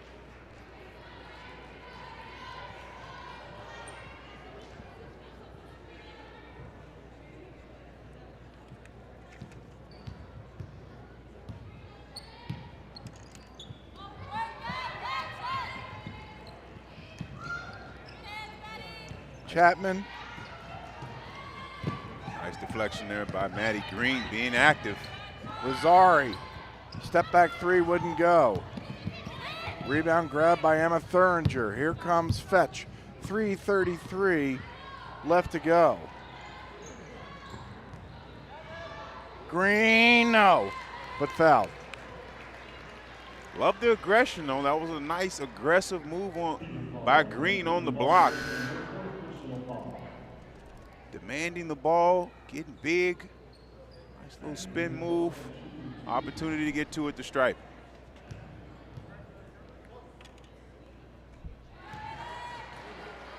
I'm multitasking, Jared, looking at these standings, and one game separates second from sixth in the South. Wow. That's updated. So there's no way to make a call yet. The Dragons might just have to win tomorrow night to host. And that should be the mentality. Control the controllables. Obviously done an exceptional job tonight as Richie gets the block. But you've proven that you can hold your own at home. You've proven to 8-2 at home. Opportunity to go 9-2 at home in conference.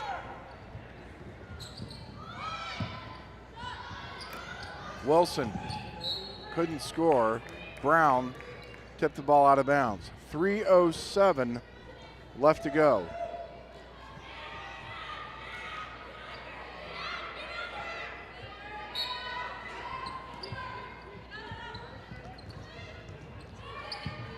That ball hit the top of the glass. Richie after it. Here goes Mariah McKeever. Another foul.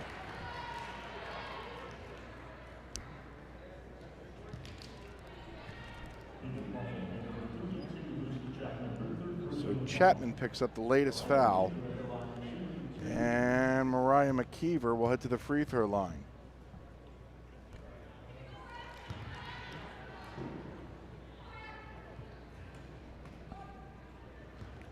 The two seniors who will be honored after the game, Hintz and Green, will come back in as McKeever hits 1 out of 2.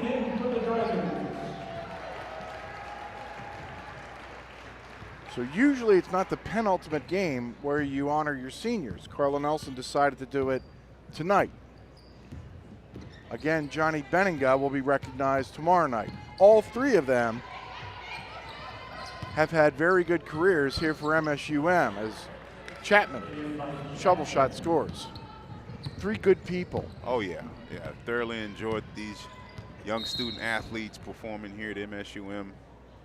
And now Hanson Green will come out, classy move, done by the very classy Carla Nelson. And they'll get a standing ovation. Their team up 74-40. Think Carla giving some love to Green and Hintz, also saying, you know what? You play like this team can go places. Facts.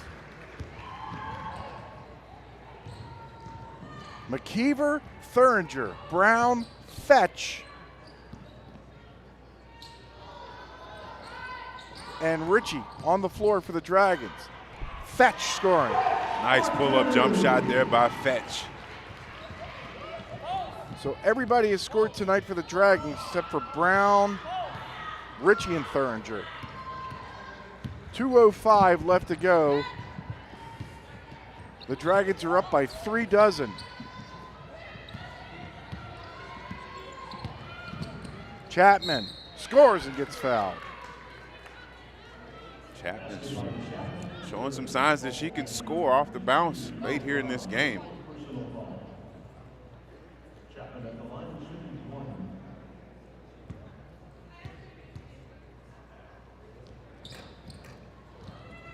She can't finish off the three-point play, and then the ball gets blocked out of bounds.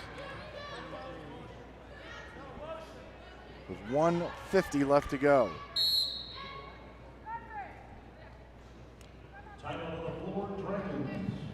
We'll take a break. 1:50 left to go. The Dragons are up 76-42. Prosperity is today's investment in tomorrow's promise. The promise of a better way of life. With every act of kindness, every act of creation, and with every act of love, we strengthen our community.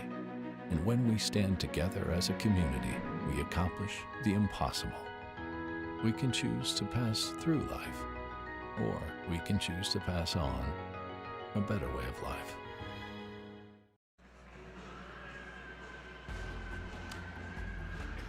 (76-42), 150 left to go here on the women's side. There's our coaches cam presented by BSN. Your Nike and Under Armour leader is BSN. Strand scoring underneath. 76-44.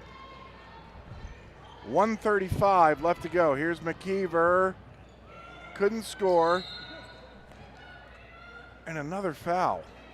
Or was the ball just out of bounds? It's a foul.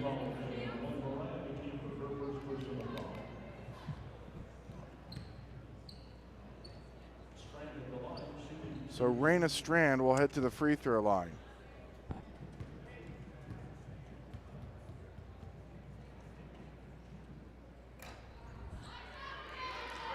If you're a fan of free throws, you've come to the right place.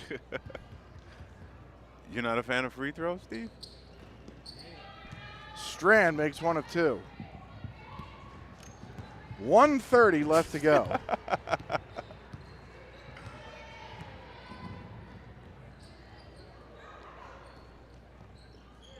McKeever, there have been over 40 tonight.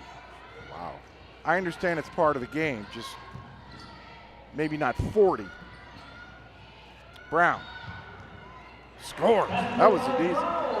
Tough shot there, going over the left shoulder there for Nicole Brown. 1 minute left to go. Strand swatted at by Brown.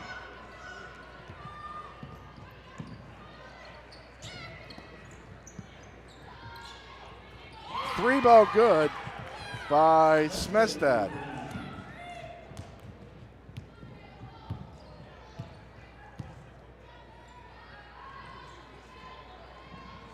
McKeever up top, Brown.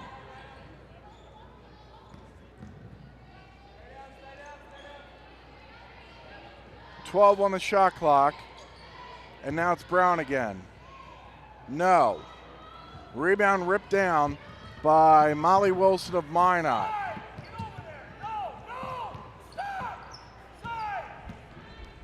Chapman across midcourt, finding Smestad. She'll go all the way in and score. And that should do it for the scoring. If this was a fight, they would have stopped this a long time ago. The Dragons crushed Minot State 78-50. Back with the postgame show right after this. You're watching live coverage of MSU Moorhead Dragon Women's Basketball on WDAY Extra. Dragon Swim School is proud to offer year-round swimming and diving lessons with the lowest student-to-instructor ratio around. Lessons are available for all levels, including parent-child sessions and preschool. Help your child learn to love the water in a safe and caring environment with us at Dragon Swim School. Visit msumdragons.com/swim for more information. That's msumdragons.com/swim. Before I became a real boy, life was easy. I didn't have to do anything. I just sat there doing sandwich stuff. But man, being alive is so hard. So if you don't want to get up out of bed to get a sandwich, you shouldn't have to. The sheer effort it takes just for basic life functions like breathing has earned you the right to have someone bring that sandwich to you. Your struggle is not lost on us. Have a sandwich, you hero.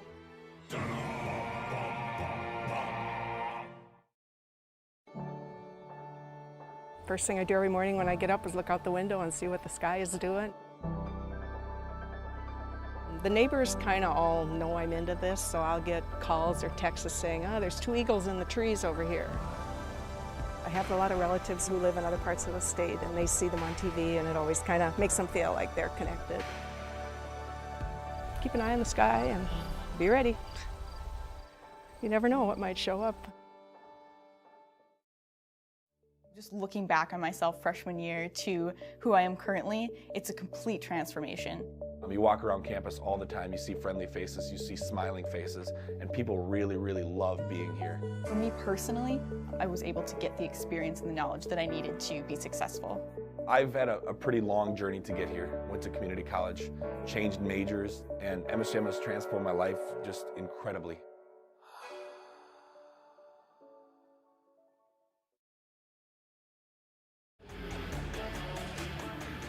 The Dragons win big tonight by the final score of 78-50. Let's take a look at our second half highlights. Carla Nelson wanted to see 20 more minutes, Jared, and she got a lot of Peyton Boom over top of Molly Wilson. 2 of her 21 points tonight. Peyton was just great from the get-go. Yeah, as you mentioned, 21 points, 9 boards in just a little over 21 minutes. She got it done tonight.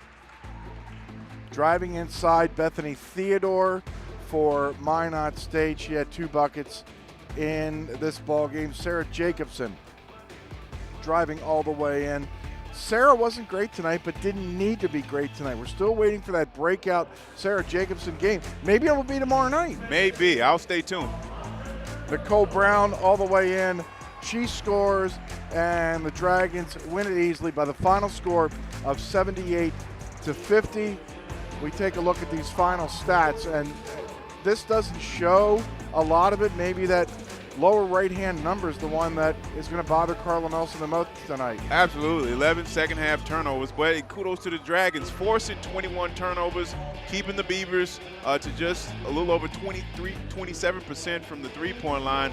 As we expected, dominating the boards. They'll have to bring that same energy, if not more effort, tomorrow afternoon. Game summary presented by Midco. Let's take a look at our play of the game, and let's see if you remember this earlier tonight. This is Nicole Herbertson. I haven't seen this all year. Remember this little, I'm going by you. Oh, I like that. A little fake, a little that. I like that. That fake, and Jared like is our play of the game presented by Herbert and Gerbert's. Get flavor any way you want it at Herbert and Gerbert's Sandwich Shop. Fresh ingredients, hand-sliced cheese, and chef-inspired soups and sandwich recipes that will surprise and delight you. HerbertandGerberts.com to order online and for pickup and delivery. And remember to live life flavorfully. Our newsmaker of the game. We're going to make this easy. She was also our player to watch for the Dragons. Easy peasy. Peyton Boom came out on fire. 21 points, 9 boards, 1 dime. And again, efficient on the night. Hope she has some left in the tank for tomorrow. Peyton Boom, I didn't know this till right now. Peyton Boom, 9 for 9 from the floor. She finished with 21 points and 9 rebounds in this ball game. Peyton Boom, our newsmaker of the game, presented by the Forum of Fargo-Moorhead. Call 241-5445 today to get the Forum of Fargo-Moorhead delivered tomorrow. Let's take a break. When we come back, Jared and I will wrap up the women's ball game. 78-40, the Dragons. 78-50, the Dragons beat Minot State.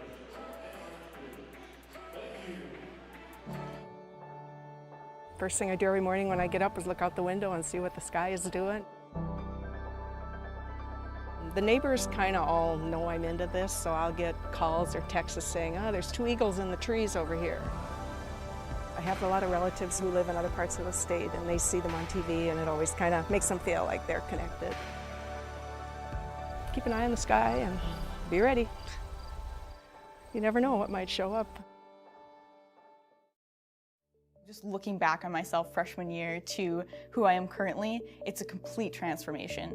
You walk around campus all the time, you see friendly faces, you see smiling faces, and people really, really love being here. For me personally, I was able to get the experience and the knowledge that I needed to be successful. I've had a pretty long journey to get here. Went to community college, changed majors, and MSUM has transformed my life just incredibly.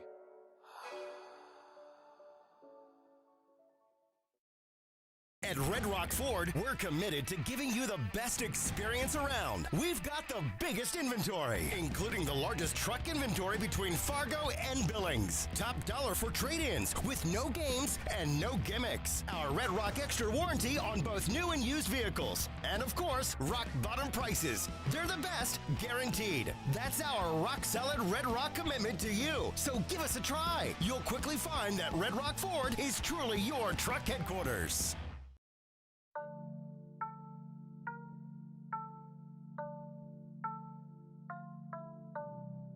Hello, welcome to Spicy Pie. Can I take your order? Yeah. I think I'm gonna have, Pizza Grinders beer.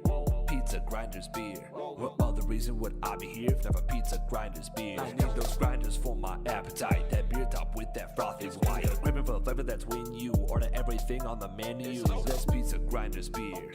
Pizza Grinders beer. We have tacos too. Oh, okay.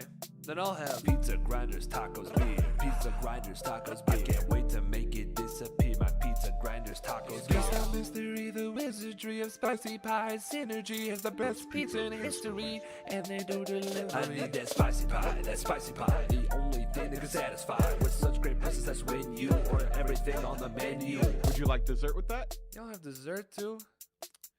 Pizza Grinders beer, dessert nuts, peanut butter bars, Zapolas? What's Zapola? Okay, y'all got Mexican too? Okay. All right, Steve and Jared, one more time.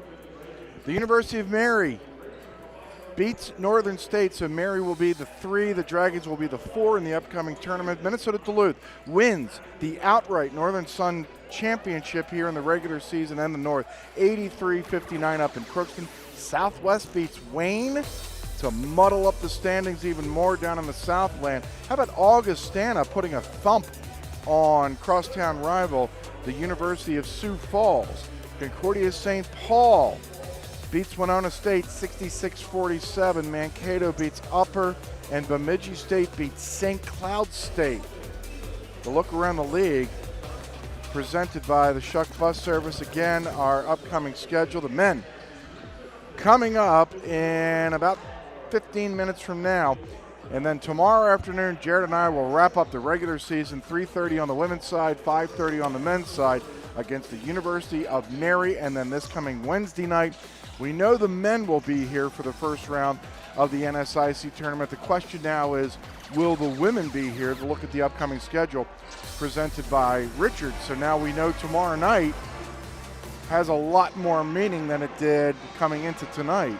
It does, and that's something to play for if you're Dragon women. You got to come, bring that energy and effort. Impressive, force 21 turnovers. You want to do that tomorrow if you want to continue to win. And we've known Carla Nelson for nearly 2 decades. Doesn't matter whether there's something at stake or not, there's business to be done tomorrow. They're going to compete. You know that. Obviously, we've seen consistency out of the post play. Would love to see more of that guard play tomorrow afternoon. All right, the Dragons beat Minot State 78-50. We'll take a break, and we'll come back in about 15, 20 minutes from now and get you set up for the Dragon men against Minot State. You're watching live coverage of Dragons basketball on WDAY Extra.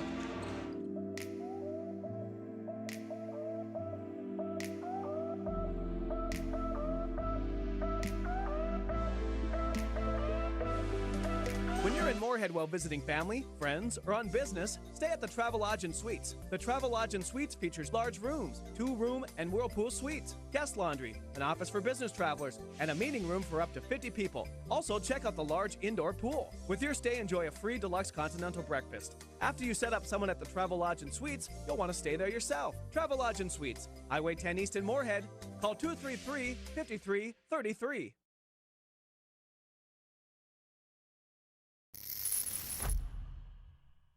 Mr. Cook, thanks for joining us on the MSUM Dragons podcast today. Absolutely. Thanks for having me. It's a pleasure. Well, we appreciate your time here on the More Than a Game podcast. And one thing that is happening this weekend that's a little bit more than the game is the It's a Slam Dunk, Don't Drive Drunk campaign as part of the NSIC, but also part of the Student Athlete Advisory Committee, which you are a member of and are participating in the community to help put on this event. So tell us a little bit about the It's a Slam Dunk, Don't Drive Drunk campaign and what you guys have been working on.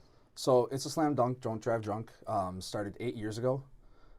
It started after Drake Bigler, the son of Southwest's head coach Brad Bigler, was killed in a drunk driving accident. He was only 5 months old. And so the Northern Sun decided to adopt an initiative asking fans to pledge to not drive drunk and to be responsible when drinking alcohol. And so over the past 7 years, the NSIC has collected over 55,000 signatures in the history of this event, which is really cool. That's huge. Seeing so many fans and so many supporters pledge to be responsible when they're drinking. Well, it's funny because you think about it, the year one that you do it, and you're getting all these pledges, and there's a lot of momentum behind the tragedy that was. But to think about now, 8 years later, it's over 55,000 signatures. I mean, that's got to be, you got to think about the incredible wide-spanning impact that it is, and especially across the whole NSIC. So what that breaks down to, what does that break down to in our world here at MSUM? What is our role in that process? So every year we choose a basketball game that we want to have a table at, and we'll have a number of SAC reps sitting at this table collecting pledges from fans as they come into the game, and giving out information on It's a Slam Dunk, Don't Drive Drunk. And then we also hand out wristbands and branded keychains, just showing that you've taken the pledge and you support this initiative and you pledge to be responsible and to not drive drunk. Yeah, it's a wonderful thing, and the NSIC does a great job of rallying behind it. If you haven't seen the ESPN feature, I want to say it wasn't like a 30 for 30, but there was E60. An E60 piece, and it was so beautifully done because of the story of Brad Bigler and his family. It's incredible of what him and his family has overcome, what they've gone through, and to see the entire league back it and continue to back it the way they've had definitely makes me very proud to be a part of the NSIC.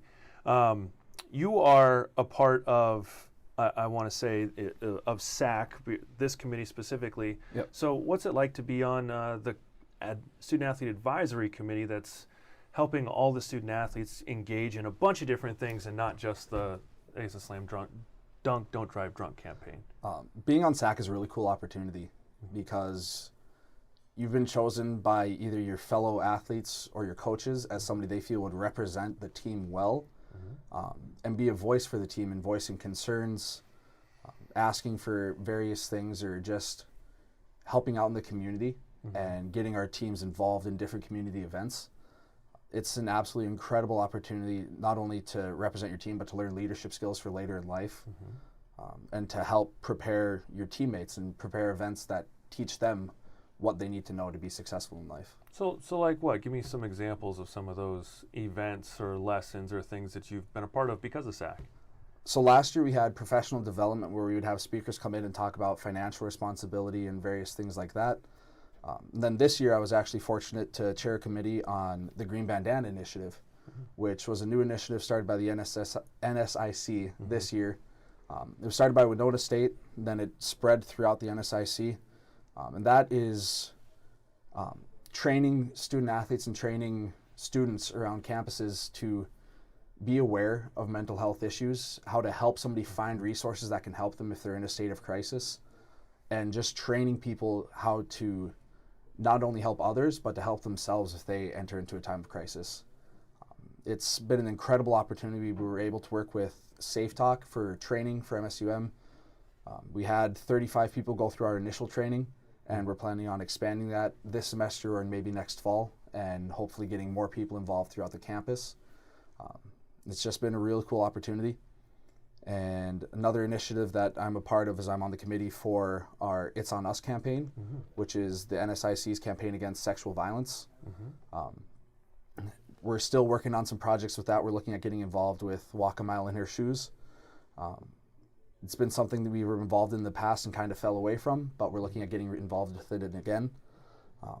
So that's some of the things I'm involved with, but there's committees on everything from the Make-A-Wish fundraising that happened at our last home games. That was really cool. Yeah, we got over $2,000 for that. Over $2,000 awesome. donated to Make-A-Wish. Great project. And so then we also volunteer with different homeless shelters and people seeking to get back on their feet. We help hang out with their children while these people can go out and apply for jobs and get training. And so that's been a really cool thing to be a part of as well. Yeah, it's been incredible when sometimes when that happens, some of those kids come to games and you see them running around in the kid zone. You see them sitting courtside and just forgetting about some of the heaviness of reality in their lives for just even a night, and allowing the parents to get some things done in order to hopefully make that a more frequent occurrence. But a lot of wonderful things that you guys are doing for SAC. And you personally got a wonderful experience in heading to LA. What was that like? Tell us about the event, first of all, and then what that was like for you. So I was selected by the Northern Sun to represent the conference at a leadership conference last year in Orlando, Florida. Orlando, Florida, But, sorry. oh, it's because of weather, I was not able to go to that last year. Oh. And so the conference was gracious enough to select me again to represent. You made me question my notes, sir. I'm sorry. I'm sorry. So you did go to LA for a leadership conference. I will be going to LA. Will be going to LA. What's that? What's in store for that? It's an opportunity for representatives from every conference in Division II to get together and to dive deeper into leadership skills for a weekend and just get training on how to be a better leader and how to equip the people around you to not only be better, but to be better leaders themselves so they can eventually progress and just become better people as a whole. So you just described your involvement in mental health awareness, drunk driving prevention, sexual violence prevention, and leadership.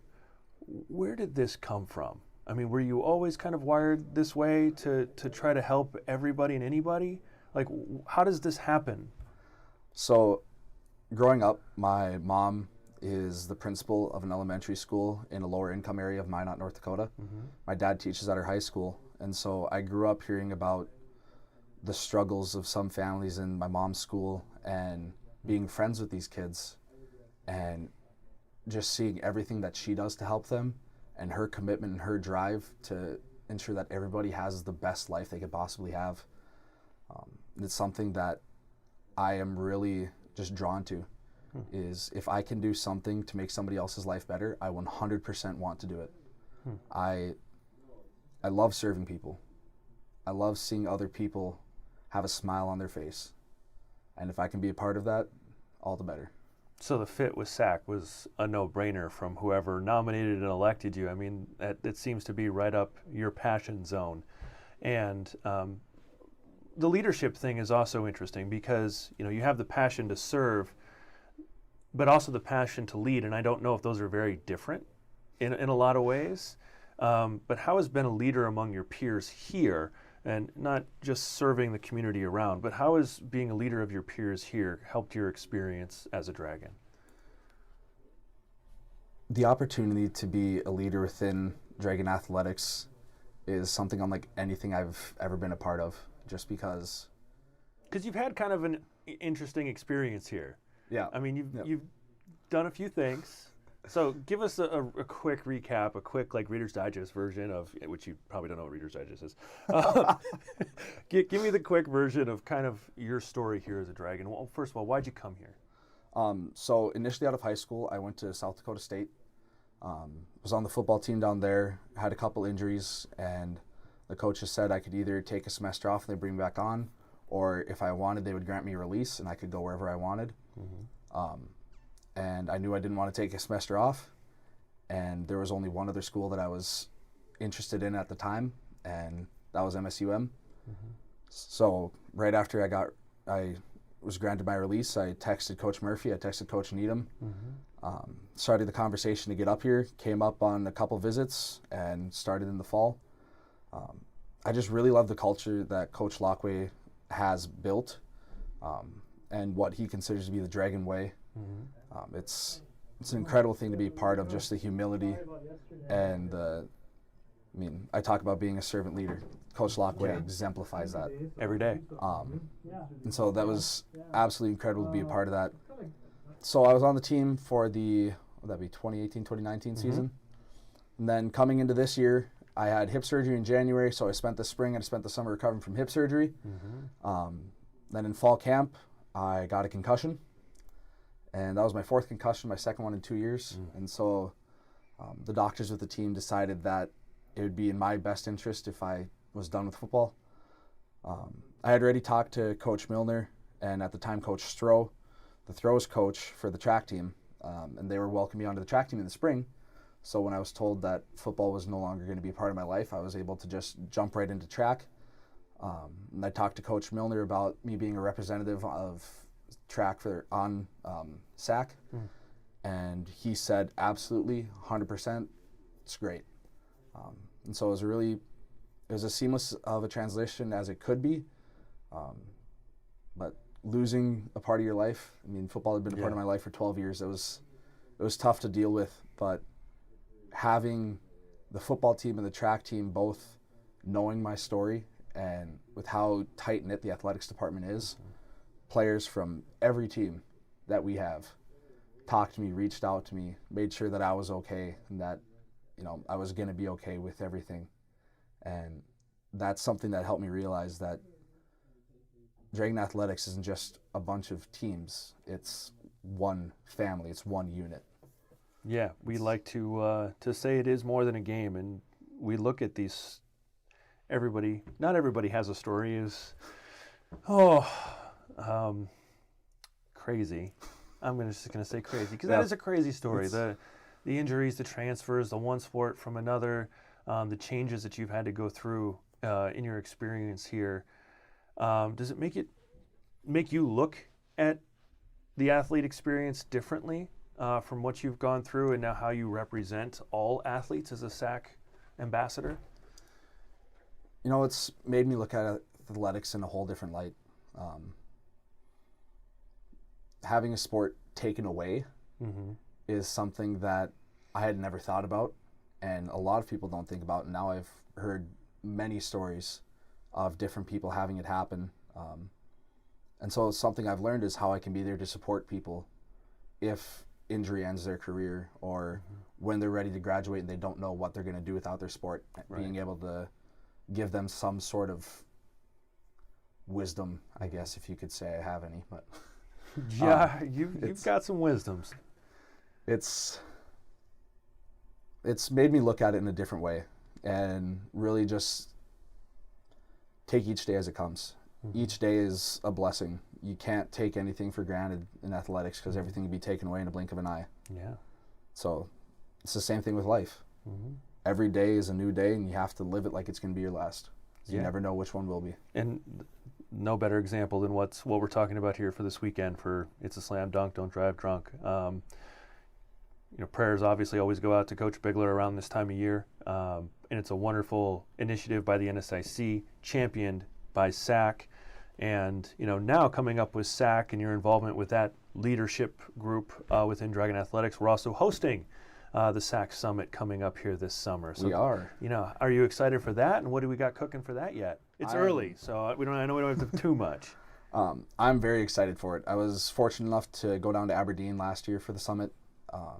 There was a lot of really cool conversation that happened, including the first ever strategic plan led by our very own Doug Peters, master of strategic plans. Yeah, he's very good. So it was really cool getting to hear his knowledge and his wisdom, and I hadn't heard him speak on this before, so it was really cool hearing his passion for it. Being a part of that first strategic plan, being part of the new initiatives that came about this year, such as the Green Bandana Project. And I'm really excited to have those conversations happening on our campus and being able to show people everything that MSUM has to offer and some of the fun things that there are to do around the FM community. Well, it is going to be fun to host that. It's been, you know, thank you so much for the time today. Absolutely. I know we're promoting a weekend, but to get to know you and watch your journey and struggles and successes here has been wonderful to have a front row seat to. So, you know, congratulations, thank you, all that wonderful stuff, but appreciate the time today. Thank you very much for having me. Thank you.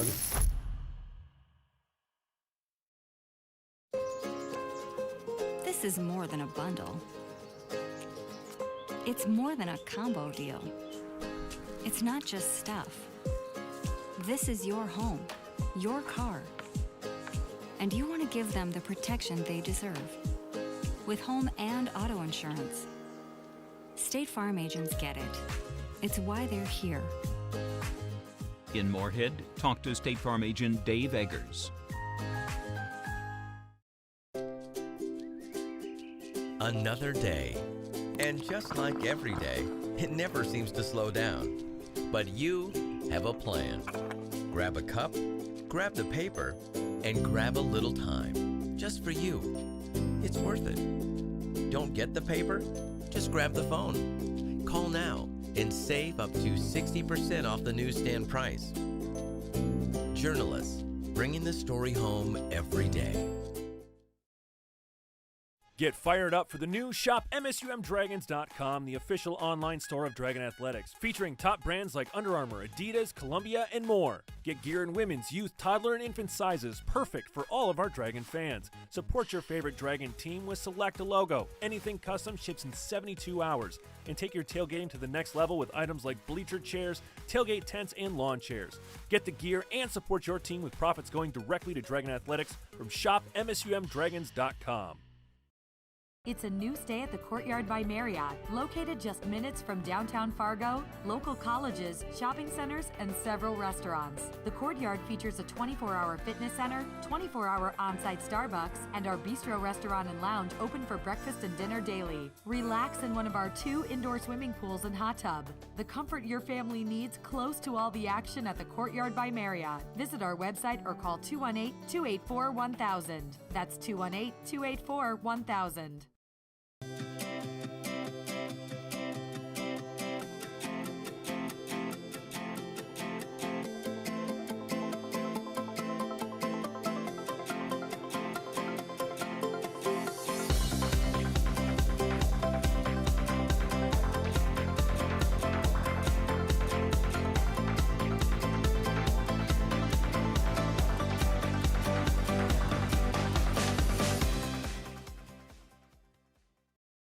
Heading to Fargo Moorhead to get away and have a little fun? Book your room at the highly rated Microtel Inn & Suites. It's conveniently located just off 8th Street and I-94. Clean rooms and all the amenities you need to relax and recharge after a fun day out.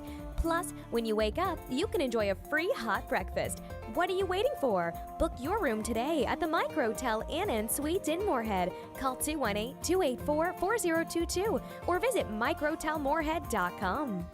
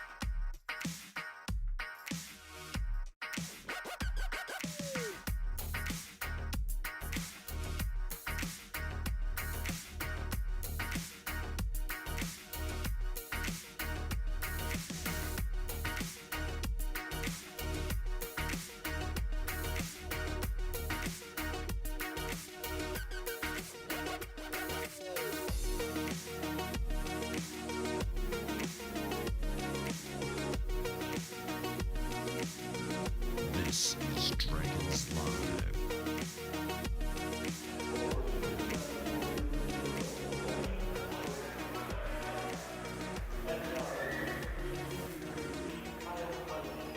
Minnesota State University Moorhead, WTAY Extra. Dragon Athletics and Go Team Productions presents Minnesota State University Moorhead Dragons Basketball. Tonight, it's Game 2 of our Dragon doubleheader as they will take on Minot State. Good Friday night to you and welcome inside Alex Nemzikal and Moorhead. My name is Steve DeStacio. It's my privilege to be with you tonight. We are home, reunited again with my friend Jared Bledsoe.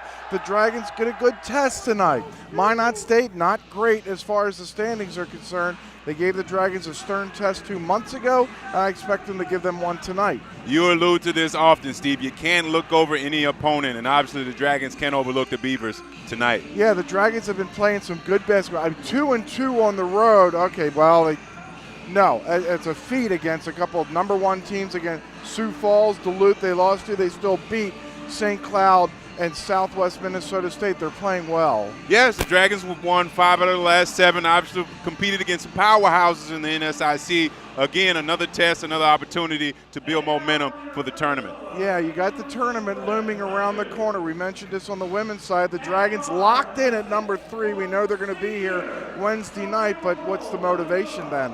The motivation is obviously to find out, what you're made of.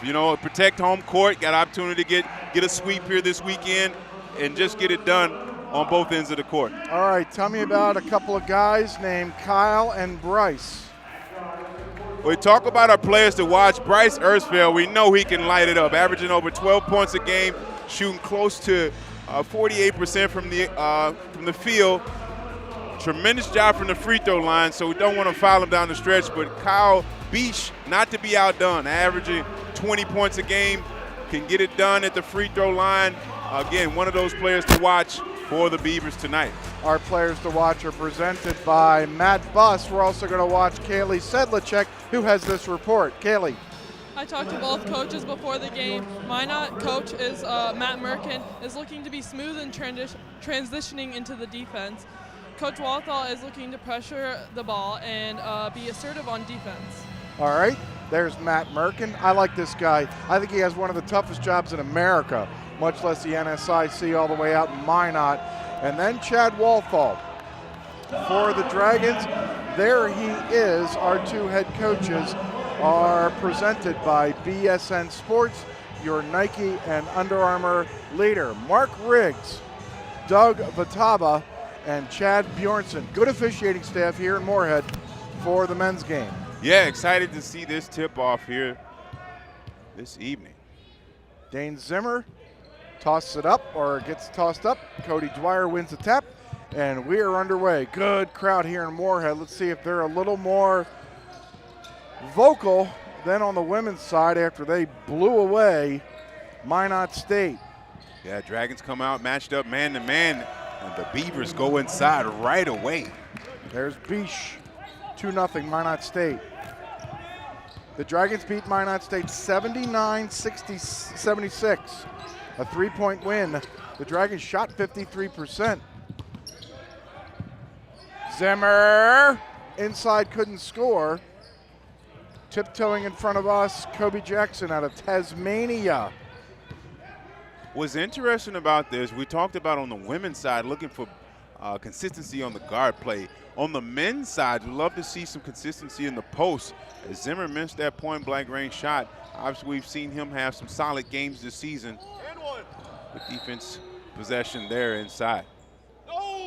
Ball was tipped out of bounds, and it's going to be Dragon basketball. Matt Merkin wanted a foul, or at least the basketball. Jack Roosh getting the start for the Dragons. It had been Joe Sievely, and now the pure freshman is back in the starting lineup. Here he is, and Johnny Benninga, the lone senior for the Dragons, wearing number 1. Here's Johnny. With the left hand. Pretty move by Benninga to tie the game. Nice job there by Benninga, tying the game. You mentioned Roosh. I mean, what an emotional roller coaster of a season. Start out redshirt, now you're in the starting lineup here late February. Starters for Minot State, presented by Brandfolk. 4-2 as Alex Cody scores. Yeah, Jack's got to be more consistent. Good player. High IQ. Here's Dane Zimmer. He doesn't miss that point blank shot. Nice finish with the left hand inside by Zimmer.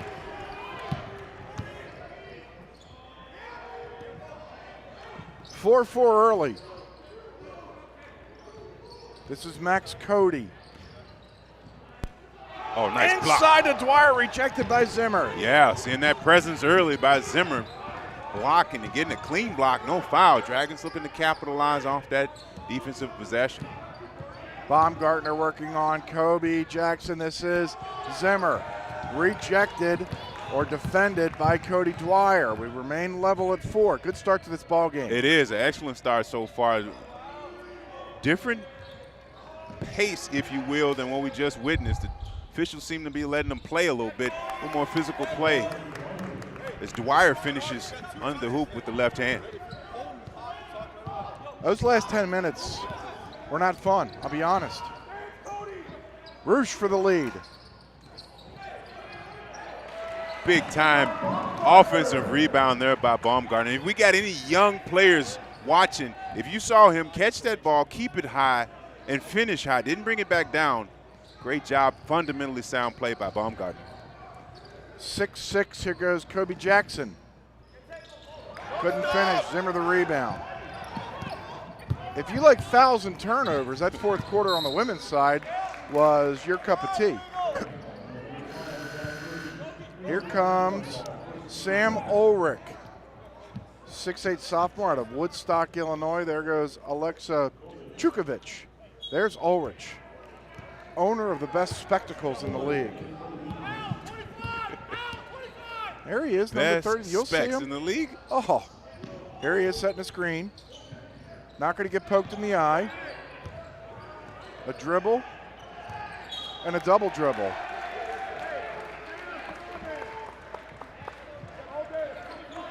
Solid defensive possession there by the Dragons, forcing the turnovers, denying the swing action for the Beavers.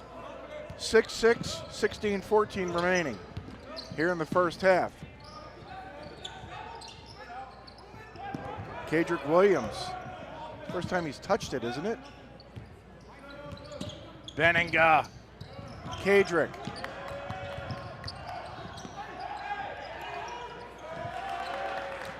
Rothstein the rebound, the senior out of St. Michael, Minnesota. That ball gets lost out of bounds by fellow Baltimore Orioles sufferer, Mark Riggs. There's three of you guys, Baltimore Orioles fans. Scotty, in the house. yours truly, and Mark Riggs. I told Riggs the Orioles were officially mathematically eliminated yesterday. How so? Because they're going to show up and be terrible again. A Dragon turnover, 6-6, 15:36 remaining here in the first half. And here comes the beef. Here comes Joe Sievely, and here comes Jesse Berg. Sievely, the 6'8" junior out of Red Wing, Minnesota, and Jesse Berg, the 6'10" sophomore out of Audubon, Minnesota.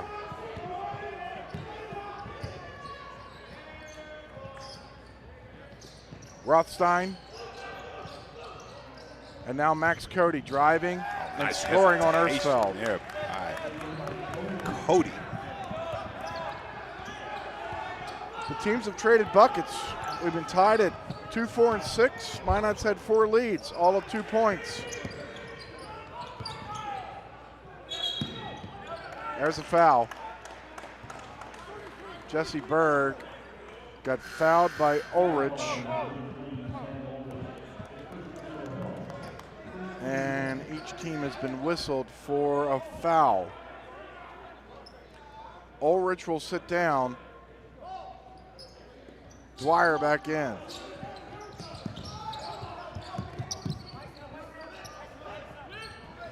Benninga.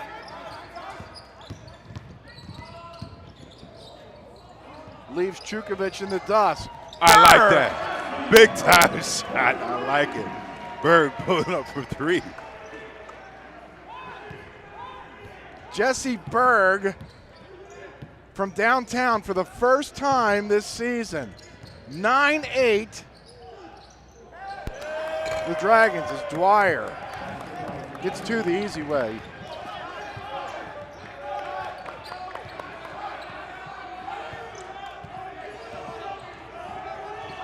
Benninga trying to utilize the Sievely screen. Ersfeld.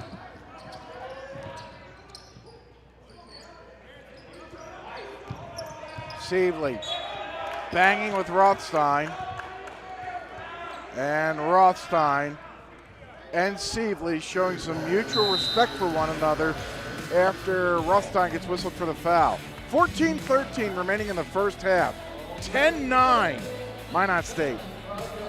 Affinity Plus definitely seems like a credit union that cares about people. I've always had a good time whenever I go into my branch. I feel like I laugh every time. Like if they came into a bar, right, then they would be like the friend that you want to introduce to everybody. I talk about this credit union all the time because I think it's just like a gift to the world, because with my experience in the past, this has been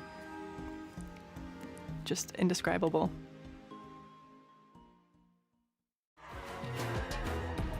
Stay in the Microtel of Moorhead or the Travelodge and Suites when you visit the Fargo-Moorhead area. Both great locations, close to all the amenities you need to relax and recharge. Free Wi-Fi, great breakfast, and ask for MSUM rates for the best price possible at the Microtel and the Travelodge in Moorhead. 10-9, Minot State with the early lead. There's Chad Walthall. Minot doing a solid job getting it inside. All 10 of their points coming in the paint.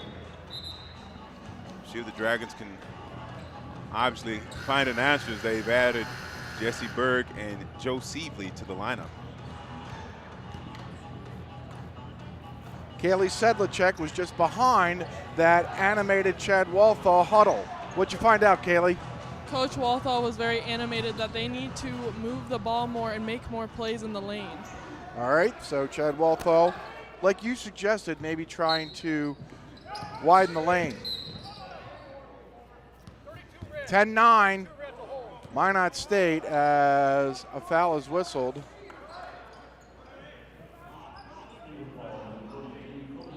On Kobe Jackson.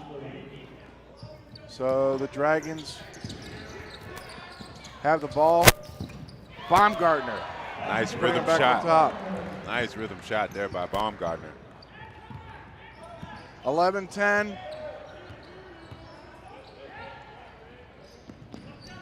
Baumgartner coming in, the Dragons leading scorer, almost averaging 18 a game.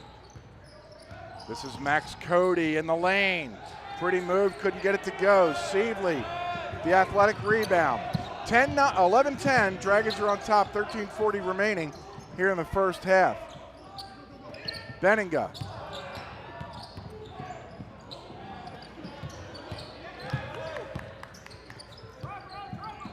Here's Johnny Benninga working on nice find. Chukovic, and Jesse Berg with the finish. Excellent court vision there by Benninga, finding Jesse Berg for the easy lay. 13-10 as Cody on the baseline scores. Look at the body control there by Max Cody. As he stares down the Nimzig faithful. 13-12. Berg. Up top, firing. Benninga. No. That ball went off the noodle of either Dwyer or Berg. Here comes Kobe Jackson. Up top, Stefan Manzi. Running one-hander by Max Cody. This guy's got some game. He got some game. He's definitely got some game. Excellent body control so far, getting right into the body of the defender and elevating and finishing. Cody averages 15.5 points per game. Minot State back on top. It's 14-13. Ersfeld with an opening. Rebound pulled down by the Serb Chukovic. 14-13, Minot State. We've been tied 3 times. Some lead changes. A Jesse Berg 3. We've had a lot so far.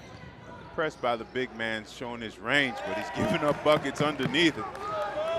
Yeah, and that's the problem, is you love him in the game, but at some point he's got to come up with a stop.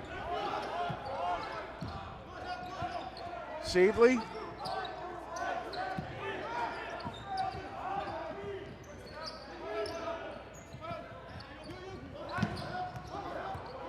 Benninga. Up top, Baumgartner. Splash. Tied for the 4th time. Knowing where you're going to finish, Jared, honest question for a former coach. Do you play Berg more? Even if it means, how about that block by Sievely? Absolutely, you play him more. You want to get the confidence going, get the continuity going. With both Sievely and Berg, you're going to need more a post so Jesse. Yeah, more so Jesse. He's Yes. been struggling. But you want the confidence to get going. From a player standpoint as well as a teammate standpoint, want the teammates to believe in him. And, I mean, he could be a huge asset going into tournament play at 6'10", as Sievely draws the foul. But, yeah, I like this move going to him early.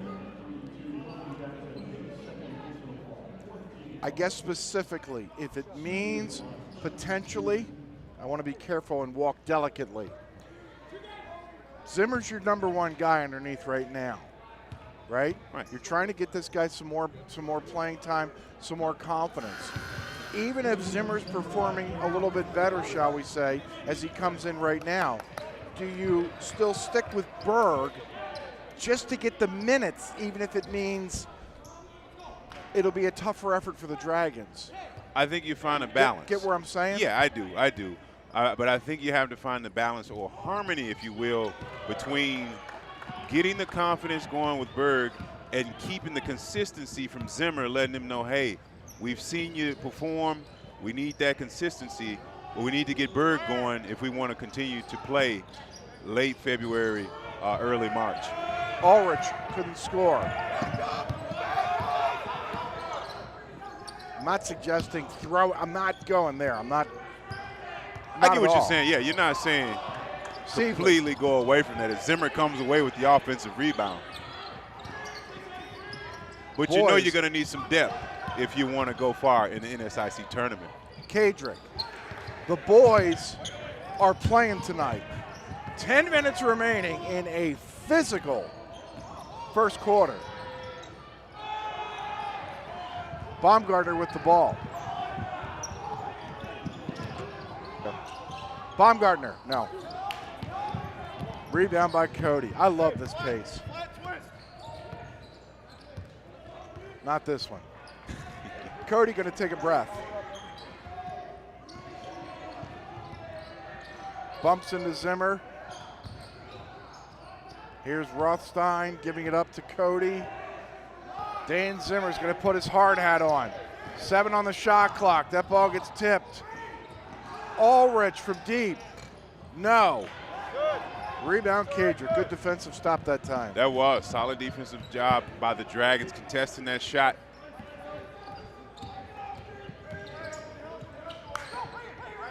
This is a possession you want to capitalize on. Got the matchup you want here with Kadrick and Cody on him. Nice patience by the Dragons, getting it inside to Williams for the easy bank shot. Kadrick 1, Cody nothing. Domination and the spin move to the left. Pretty. Dragons are back on top.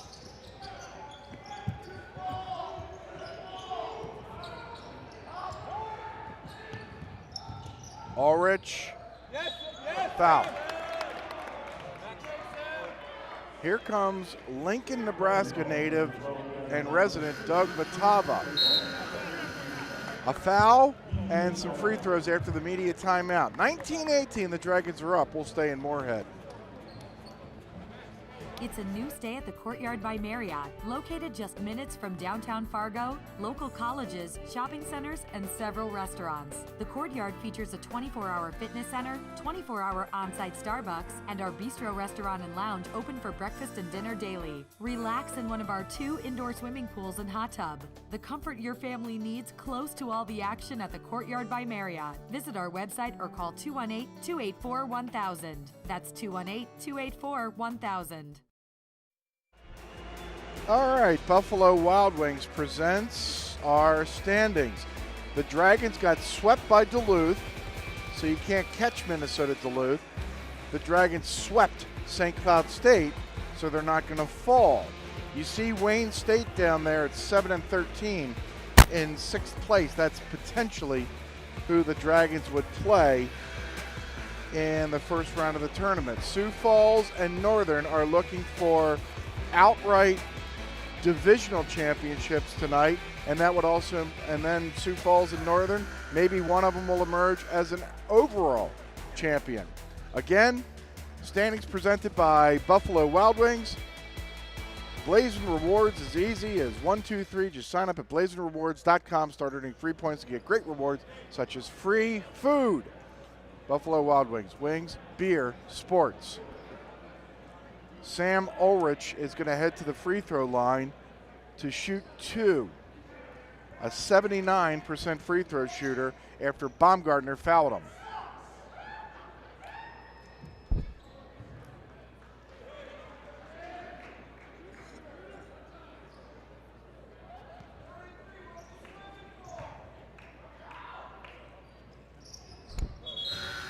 Ulrich makes a pair. Dwyer will check in for him. And Minot State's back on top. Matt Merkin said this. I went over there with 3 minutes on the clock, and he said the same thing to me as he told me after the Dragons won by 3 up in Minot 2 months ago. Steve Dwyer with the block. Steve, we just can't get over the hump. We're a good team.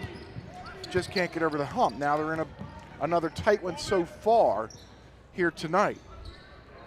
Sounds like a coach who believes in his team, believes in his players. Just waiting for them to make that movement over the hump, as you mentioned. Ersfeld, yes. Splash. We talked about this with Ersfeld, being able to knock down that 3 in transition. Great find there by Baumgartner. Remember the women started 0-12 for Minot State? The men started 0-11. Then they won 4 straight. Now they've lost 5 straight. You talk about a roller coaster. Chukovic grabbed the ball out to Bish. Dwyer missed the dunk. Zimmer grabs the ball. Ersfeld stepped on the line, and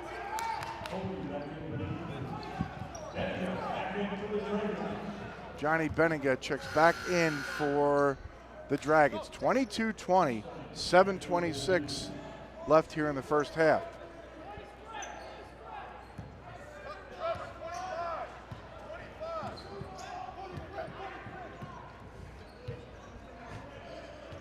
Cody across midcourt. Stefan Manzi underneath Dwyer. This foul gets whistled against Kadrick Williams. He'll pick up his first foul. It's a 3rd team foul. Whistled against the Dragons, so it's Dwyer at the free throw line for 2. Dwyer and Cody each have 8. Somehow that ball went in. One of the friendliest rolls I've seen this season. There's Matt Merkin. I like Matt Merkin. Good guy. 151 and 140 in 10 years. He's had a couple of tough gigs too. At Jamestown, at Minot. 22-21. The Dragons are on top. Just under 7 minutes remaining here in the first half. Benninga couldn't finish. Look at the speed. You talk about changing gears. Little handoff here by the Dragons. One dribble, an attack by Benninga. Wow. All of our replays are presented by Midco. Benninga misses free throw number 1. Here's Jesse Berg back in the ball game for the Dragons. Dane Zimmer will sit down.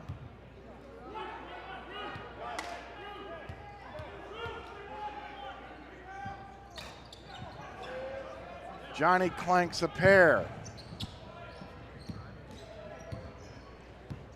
Cody across midcourt.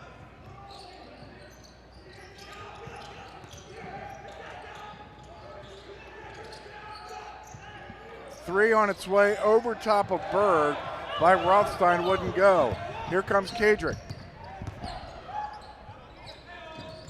Here's Berg. Nice find. Excellent ball movement by the Dragons. Benninga from downtown. And the senior knocks down the triple.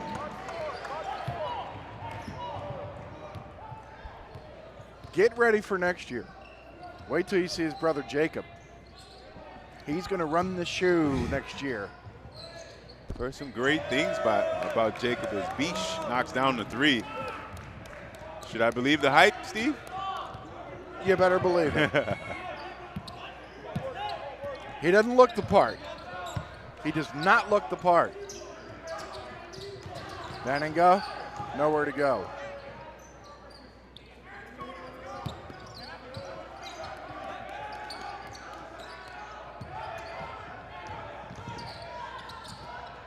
Rouge from deep. Oh, great find by Benninga to Rouge for another 3-pointer for the Dragons. And again, very unselfish play so far. Dragons setting their teammates up for success this first half. Beautiful pass inside. Rothstein with his first 2 points. The Beavers are not giving up. Found an answer each time down.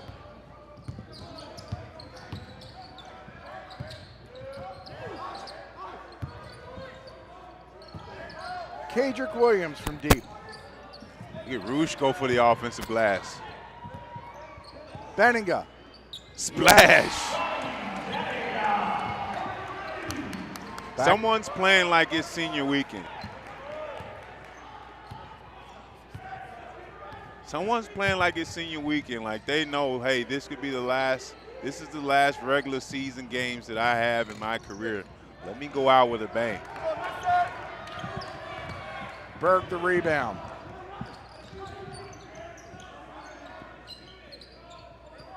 Berg underneath. That one wouldn't go. Rebound taken down by Minot State. 4:15 remaining here in the first half. The Dragons lead it by 5. Cody still dribbling on Roosh. Oh.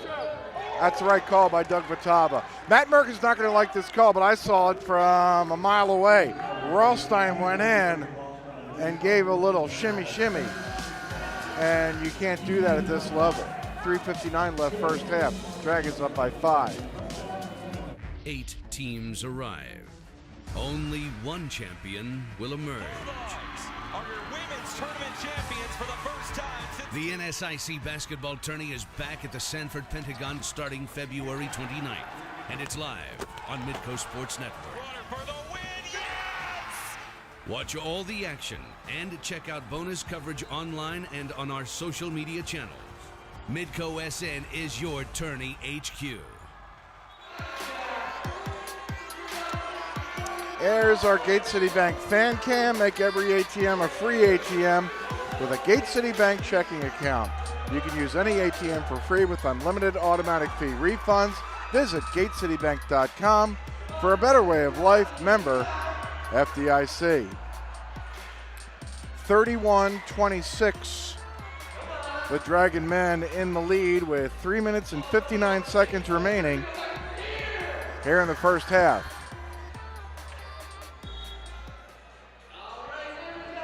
We'll finish it up tomorrow afternoon. Women play Mary at 3:30, and the men wrap it up at 5:30. It's your old buddy Joe Cattell. Joe Cattell, head coach for Mary. He will be in the house tomorrow night. Mary and the Dragons have played some memorable ball games here. Kaylee Sedlacek, you were not around for them, but you were around the Minot State bench. What do you have? Matt Merkin is looking for his Beavers to get up and get more rebounds than they are right now. Well, Jesse Berg's out, so 6-10 out of the ball game, but then you got Joe Sievely back in the ball game. This ball goes out of bounds, and it was last touched by the Dragons. Yeah, Dragons winning the rebound battle by 2, 16-14. Interestingly enough, 20 of the Beavers' 26 points have come in the paint. Dragons will have to do a better job protecting the lane. They want to come out victorious. Chukovic won't shoot it.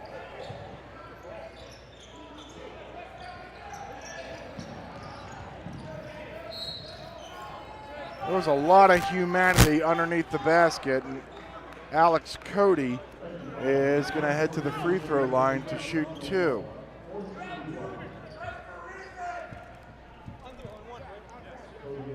Zimmer was whistled for that foul.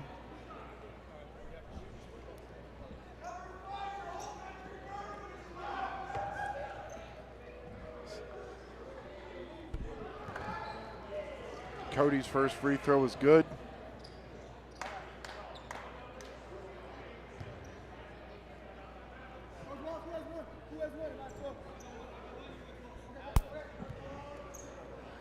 One more free throw for Cody is good.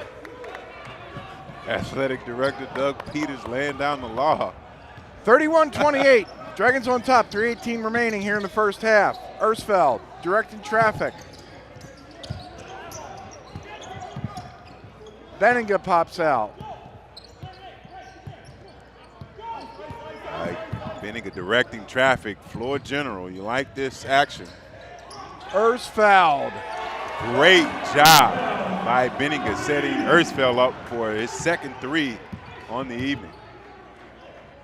This lead just continues to grow ever so slightly. It's now 6. Cody. And what I like to see more of is Benninger being as comfortable as he was that last possession, directing traffic, setting his teammates for success. As we see Zimmer come away with the steal, Baumgartner off to the races. Oh, sweet move in transition, going coast to coast. Baumgartner puts the Dragons up by 8. Timeout on the floor with 2:24 remaining here in the first half. Exceeding expectations. Getting better every day. It doesn't happen by chance. Preparation pays off. So the only question to ask yourself is, am I better today than I was yesterday? Exceed yesterday. Choose Sanford Orthopedics and Sports Medicine. Let's watch Baumgartner go coast to coast, lay up. Great job by Baumgartner going coast to coast for the Dragons, extending this lead to 8. Ulrich swatting at him from the front, swatting at him from the back. Baumgartner, I don't think he cared. No. Swing and a miss.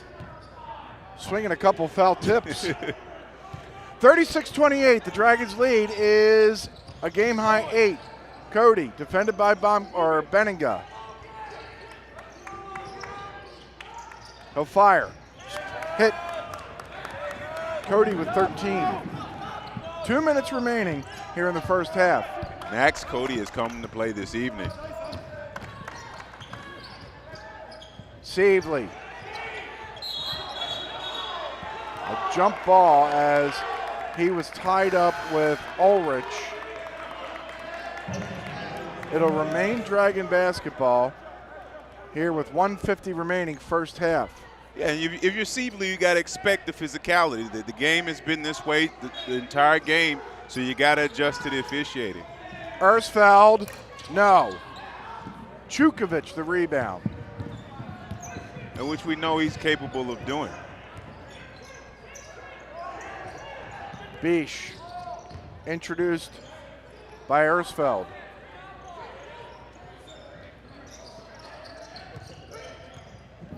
Chukovic, gonna fire, in and out.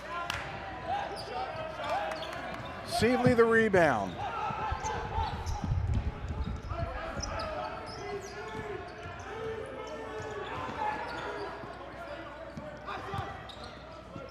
Benninger.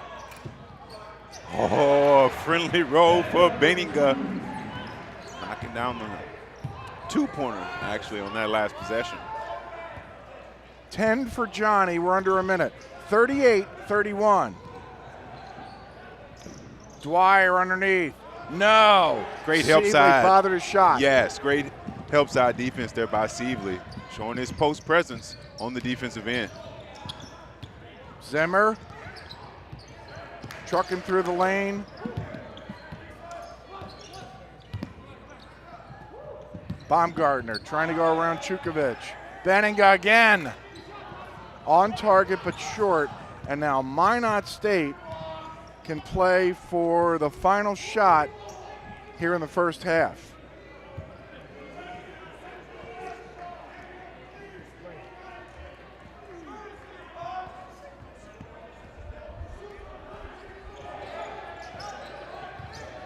Cody.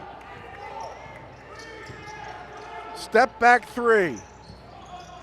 Dwyer, this is good if it goes. It won't go. The Dragons will take a 38-31 lead into the halftime locker room as Kaylee Sedlacek is caught up with Chad Walthall. Go ahead, Kaylee.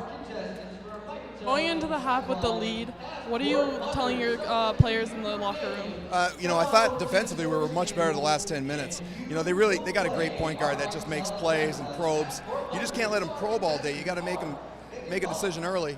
And then I thought our help defense, when we blew it, when we pushed them to the sideline, our help got congested up the lane a little bit, and then we started rotating and flying around on the perimeter, making them make contested threes. So more of the same, hopefully, the last 10 minutes. I thought we were pretty good there. Thank you, Coach. Kaylee, great job.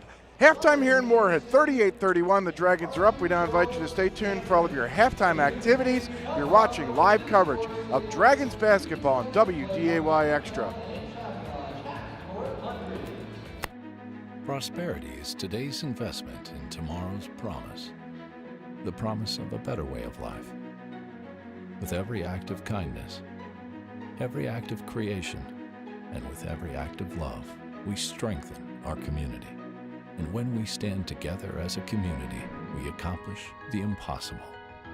We can choose to pass through life, or we can choose to pass on a better way of life.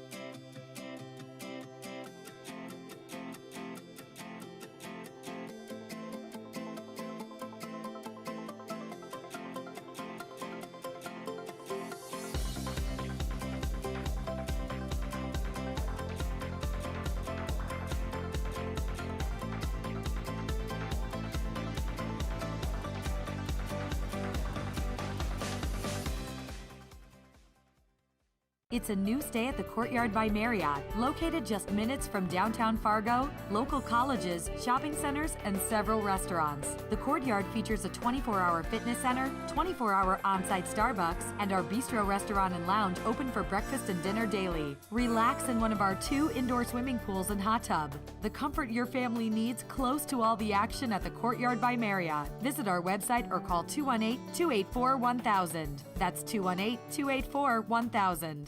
Dragon Swim School is proud to offer year-round swimming and diving lessons with the lowest student-to-instructor ratio around. Lessons are available for all levels, including parent-child sessions and preschool. Help your child learn to love the water in a safe and caring environment with us at Dragon Swim School. Visit msumdragons.com/swim for more information. That's msumdragons.com/swim. Today's Dragons Live coverage is brought to you by BSN, Courtyard by Marriott, Herbert & Gerbert's, Richard's Transportation, Shucks Bus Service, Buffalo Wild Wings, Forum Communications. Hello everyone and welcome to the MSUM Halftime News Break. I'm your host, John Webby Webking. MSUM alums go on to do many amazing things after graduation. Teachers, nurses, business owners, biochemists, and the list goes on and on. But what about fighter pilot? MSUM Dragon football alum Nick Eklund was part of building that football program up. Now you might be able to look up and see Nick in an F-18 Hornet. Well, pretty much I knew what I wanted to do while I was in school, even in high school. I actually almost enlisted. My parents convinced me to go to college, and I'm glad I did because I ended up playing 5 years of football, and that was awesome. I mean, when I was coming into that football program, we were 2-9 and then 1-10. It was like, really? And you want to make it to playoffs? You want to win a championship? It's like, but man, we really turned things around, and I think it was just that mindset. It's all up here. That's all. The kind of team that we have there, the kind of things that are, our coaches and just the whole program of the MSUM athletics really reinforces is more than just winning games. It's all the values that they kind of ingrain into us as what's important, in the long run, what's important in life. And I think just because of that, the military kind of fits all those things that we talk about because it's such a high level of value and morality that we try to live up to. Afterwards, though, I knew I wanted to join up the military. At first, I wanted to do some tank stuff. I thought that was cool. I was like, and then I learned officers don't really do that, and I want to be an officer. So it's like, well, what's the next coolest thing? Jets. I think flying jets would be awesome. I joined up about 8 months after graduating. There's actually 3 different commissioning sources for the Navy. However, if you go to college, without doing ROTC and you don't go to the Naval Academy, the only other option is going to OCS, which is Officer Candidate School. So that's where I went. You go to Rhode Island for 3 months, and you go through all the fun stuff they have you do there. Fun stuff? That's funny. What's no joke is hitting 7 Gs. Here you can see how hard you have to work just to keep it together. The training, undoubtedly hard, and Nick isn't the only one of his Dragon football teammates serving in the military. We do all our training with the pilots originally, going through the Aviation Pre-Flight Indoctrination, which is called API, and that's in Pensacola, Florida. We also do our swimming survival there, which was the toughest part of training for me. We're all graded, right, on a scale. And so in each class, like my last class had 9, and we had 7, and I was the 3rd out of the U.S. NFOs who get to pick. So I got my choice. Not everyone always does. Yeah, and then I even know of a few teammates that have, I think, just to name a few, Sam Bixler and Sean Hollenkamp, former football players that are now enlisted. One's in the Army, one's in the Marine Corps. They both kind of caught me off guard, and I'm sure I caught some people off guard maybe who didn't know me as well. But I have a few teammates in particular that I keep up with that have just, a lot of them are my roommates, are just a lot of friends I met through football that, we're going to be friends forever, I'm pretty sure, even though I haven't seen them in over a year now. Nick, I think I can easily speak for all of us here at MSUM in saying we're incredibly proud of what you did here at MSUM and what you and your teammates are doing now for our country. Thank you, and of course, go Dragons.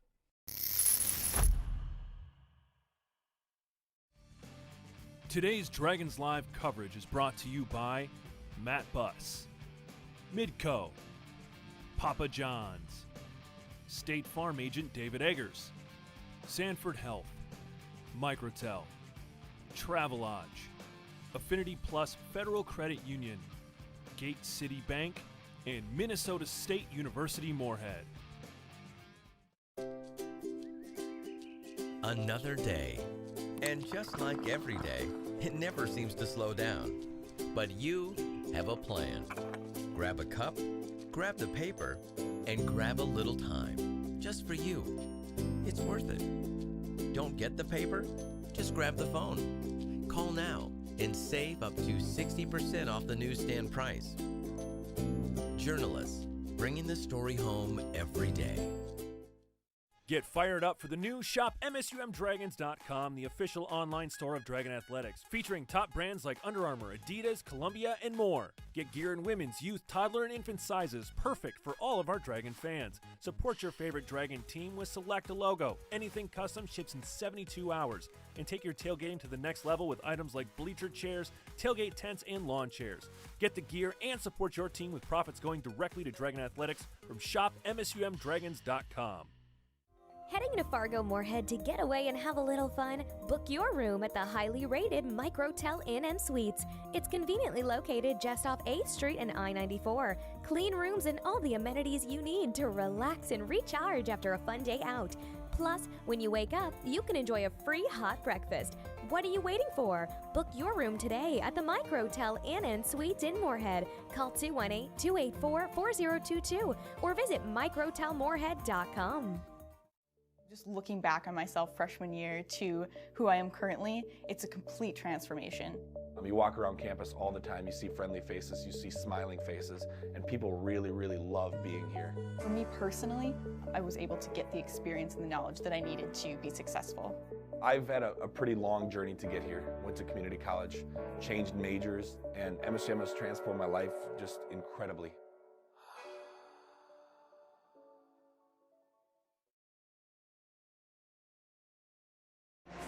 38-31, the Dragons leading Minot State here on the men's side. Big physical battle in the first half. Spinning move by Max Cody inside. That's what we call, Jared, high percentage shot by Cody Dwyer. Yes, great finds inside by the Beavers. And Max Cody, not to be confused with Cody Dwyer, We mentioned this guy's got some game. Here he is getting rejected by Joe Seatley. Thou shalt not come in thy lane. This is Bryce Ersfeld, and when this guy's feeling it, he can be dangerous. He can, and the Dragons want to see more of that this weekend. Johnny Benninga getting the senior role on his weekend. As we take a look at our first half numbers, the Dragons shot 53% against the Beavers in Minot. They hit 50% here in the first half. Yes, Dragons doing a solid job protecting that three-point line. Beavers only shooting 20%, but what's impressive, obviously, is a rebound battle going back and forth. The Dragons have a slight lead. Both teams are valuing the basketball. Only 3 turnovers apiece, single-digit turnovers. That could prove to be a difference maker. Teams can turn up the pressure and force more turnovers. Game summary presented by Midco. Back with more after this. You're watching live coverage of Dragons basketball on WDAY Extra. When you're in Moorhead while visiting family, friends, or on business, stay at the Travelodge and Suites. The Travelodge and Suites features large rooms, 2-room and whirlpool suites, guest laundry, an office for business travelers, and a meeting room for up to 50 people. Also, check out the large indoor pool. With your stay, enjoy a free deluxe continental breakfast. After you set up someone at the Travelodge and Suites, you'll want to stay there yourself. Travelodge and Suites, Highway 10 East in Moorhead. Call 233-5333.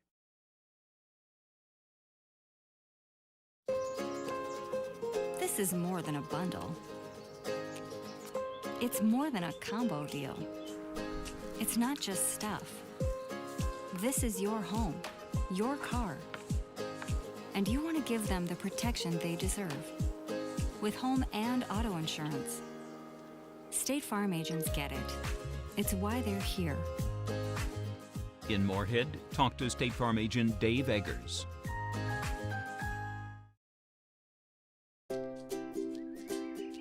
Another day. And just like every day, it never seems to slow down. But you have a plan. Grab a cup, grab the paper, and grab a little time. Just for you. It's worth it. Don't get the paper? Just grab the phone. Call now and save up to 60% off the newsstand price. Journalists, bringing the story home every day.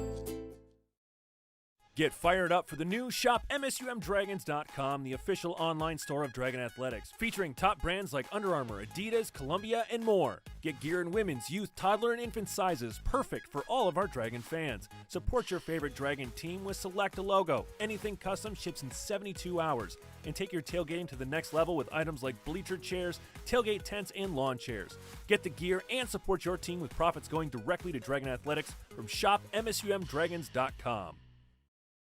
Heading to Fargo Moorhead to get away and have a little fun? Book your room at the highly rated Microtel Inn & Suites. It's conveniently located just off 8th Street and I-94. Clean rooms and all the amenities you need to relax and recharge after a fun day out. Plus, when you wake up, you can enjoy a free hot breakfast. What are you waiting for? Book your room today at the Microtel Inn & Suites in Moorhead. Call 218-284-4022 or visit microtelmoorhead.com. 38-31 here in Moorhead. Let's take a look around the upper Midwest. Bemidji State thumpage at home. Minnesota Crookston, look at that. Wonder how Harrison Cleary's doing. Winona State, they're always tough. Minnesota State Mankato up on Upper Iowa. Northern, Augie, Southwest. Look around the league presented by the Shuck Bus Service. And we wrap things up tomorrow afternoon. Join Jared and me and Kaylee, 3:30 for the women, 5:30 for the men. And then the NSIC tournament. We'll have the men's game here. We're going to find out tomorrow whether we're going to have the women and the men's game here. This look, the upcoming schedule is presented by Richard's Transportation as we welcome you back to our broadcast desk. Steve DeStacio and Jared Bledsoe. And Jared has our Bledsoe Bullets. Bench play. Dragons have 12. Minot State only has 2. That will be proved vital coming down the stretch. Points in the paint. Beavers will continue to get it inside, 20 points in the paint. I'm sure the Dragons talked about that at halftime. And then lastly, stay physical. Just saw you talking to the refs. hey, you guys are letting them play, and the ref said, hey, we talked about it at halftime, so the Dragons will have to continue to bring that physical energy if they want to win this ball game. Have you noticed that neither Matt Merkin nor Chad Walthall has gone nuts? It has been just let go, and they're letting the guys play, and I think it's wonderful stuff, whether you like physical basketball or not. 38-31. The Dragons are up. Minot State. Dwyer had to switch to the left hand in the final moments of that basket. Make that 22 points in the paint as Minot State goes right back inside to Dwyer, finishing inside. Roosh forgot the basketball. A rare turnover tonight for the Dragons.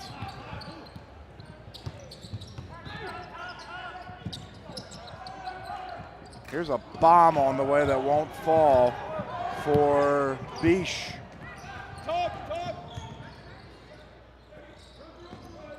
Baumgartner.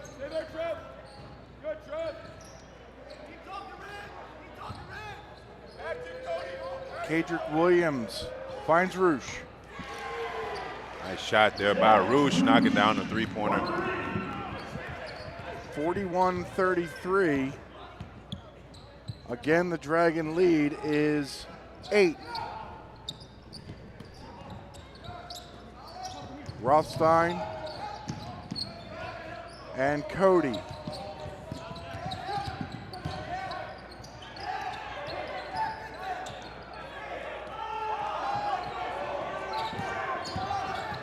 Here's Cody over top of Zimmer. That's a tough shot.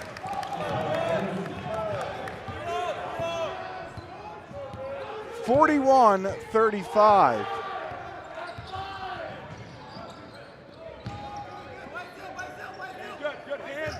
Baumgartner stepped back but didn't let it go.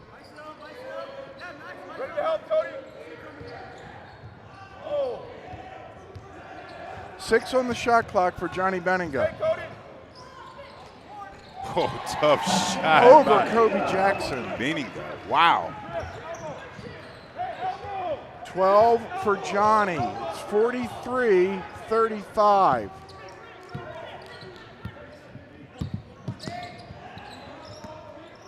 Here's Dwyer. Is he going to battle the freshman again? He is. Looked like he got away with an extra step. Here's Benninga.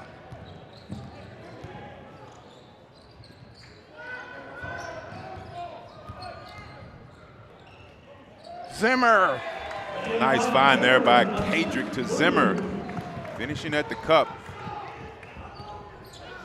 It's 45-35 with just under 17 minutes left to go. Steven. Jackson. Dwyer with the left hand. Another bucket underneath for the Beavers. They just continue to go low. Solid. Shooter trap. Shooter trap. Shrink, Cody, shrink. Williams on the baseline. Rouge, catch and shoot.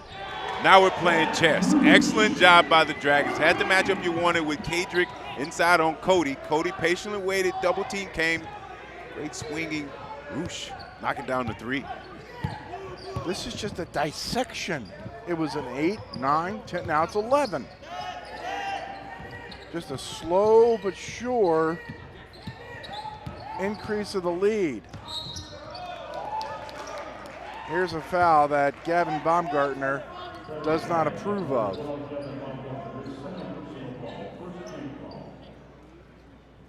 So this will be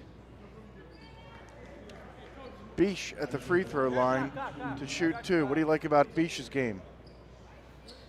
He just obviously comes in averaging 20 a game, so we know he can score the ball. He's been patient so far, though, waiting for his opportunity to shine as we both know you see the ball go through the basket, could really get a score going. So obviously missing this first free throw.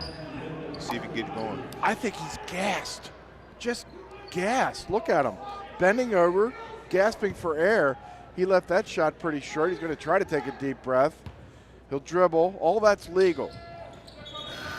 He recovered to make that. Now he's got to sit.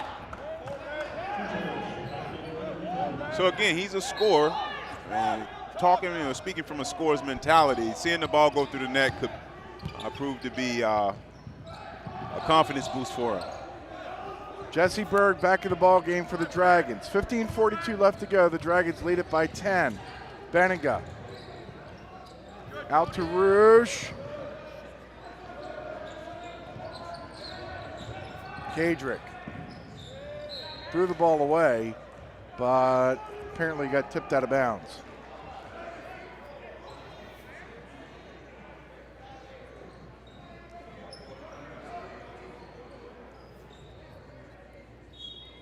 Here's Benninga. And I don't know who that pass was intended to or intended for, but Jesse threw it away nonetheless. Because of the length of the women's game, we're going to be, I believe, one of the later finals. I know Duluth and Crookston and the senior night celebration for Green and Hintz. Jackson goes right by Rouge. Chukovic, no. Wire with an offensive rebound. Couldn't score, and Benninga comes in and swipes the rebound. Here's Johnny. Nice heads across.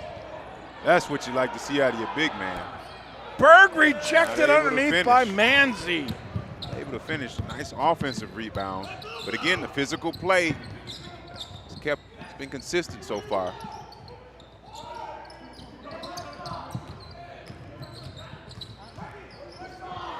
Chukovic runs into a rock wall. Named Williams, who rejects his shot.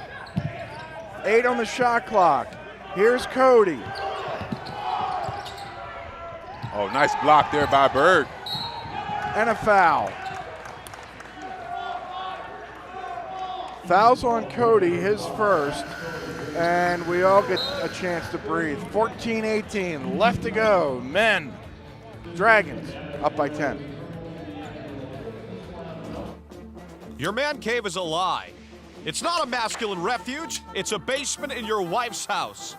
Caves don't have frilly craft store signs. Yell about it. In your man cave, no one can hear you scream. Wake up! Head upstairs and get to B-dubs, where the kegerators are just called taps, the wall color is TVs, and the wings taste like freedom. Also, your friends actually like coming here. Buffalo Wild Wings. Roar! Jared, tonight's games are presented by the Microtel Inn & Suites by Wyndham and the Travel Lodge of Moorhead. Both great locations, close to all the amenities you need to relax and recharge. Free Wi-Fi, great breakfast, and ask for MSUM rates for the best price possible at the Microtel and the Travel Lodge in Moorhead. You gonna make it? Jared showed up this afternoon at 4:45 and said, take it easy on me, I got my wisdom teeth taken out. Still hurting, so I thought maybe yesterday or the day before, or even this morning. But now I'm learning that it's last Friday. Trust me, I wouldn't be here if I got them yanked out my face today. There was no way. Come on now, it's game day. You're a gamer. I am a gamer. Well, then you but show I don't up. do well. I told you I could have broadcasted the night I got my elbow surgery. I can't remember the name of the movie, but no one makes me bleed my own blood. I don't know what. I was bleeding at the mouth, man. I was out of it. First Blood? I don't know. I forget the name of the movie, but it was hilarious. Yeah, I was out of it, Steve. All right. Good to be back, though. Okay. I care about you. I appreciate that. Okay. I can tell. Here's Jesse Berg and Benninga. Benninga cares about this weekend. Senior weekend, he is stepping up 15 points on the evening. The Dragon lead is 13. The pressure here by Ersfield forcing that turnover.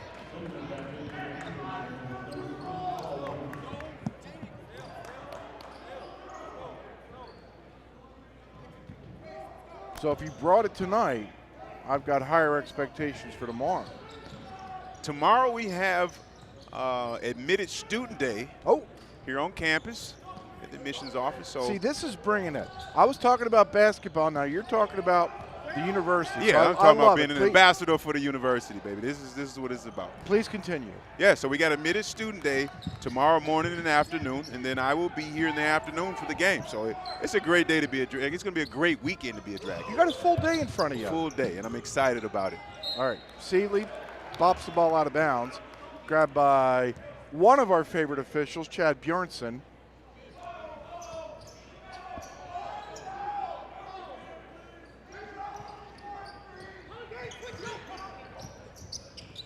Here's Sam Ulrich, who's back in the ball game. Jesse Berg is going to rumble with him in the lane.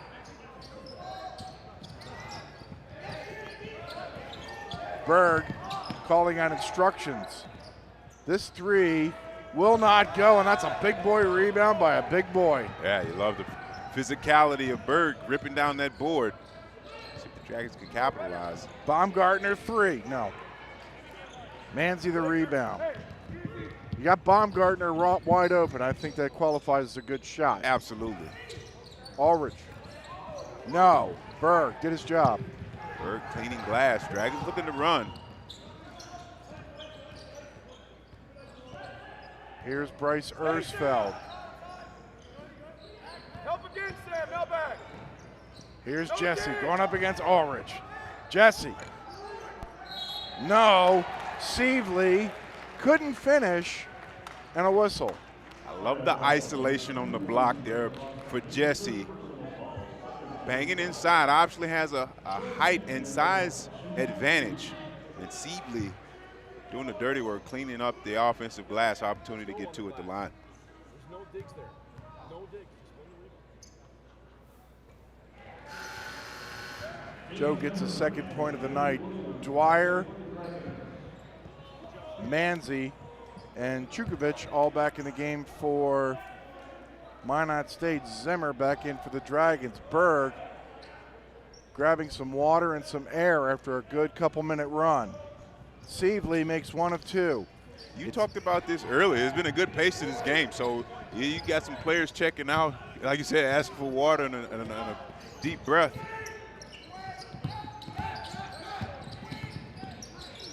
Cody fouled.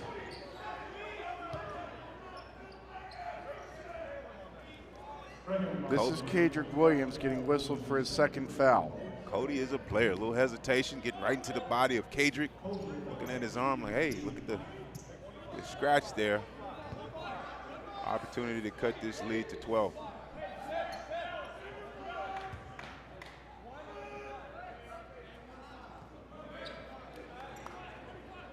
Cody makes free throw number one. He has 16.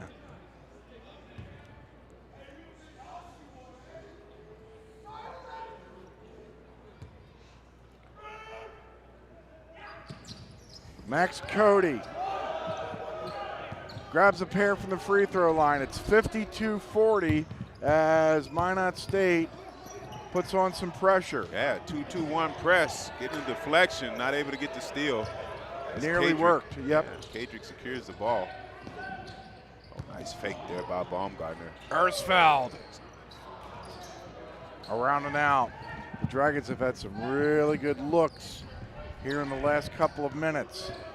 They still lead by a dozen.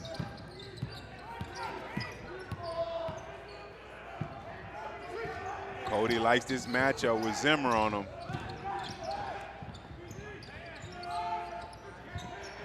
Couldn't finish, and a jump ball is called.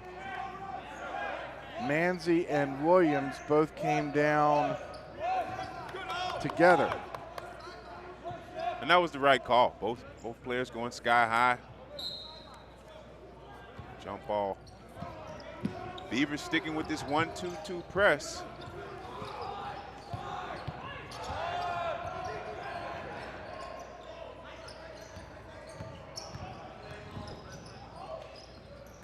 Here goes Ersfeld to give inside to Sievely, and he got rejected underneath. Now Dane Zimmer scores. Great job by Zimmer, picking up the scraps and finishing inside.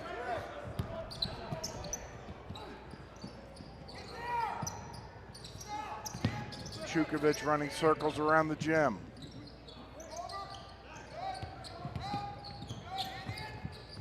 Cody, no.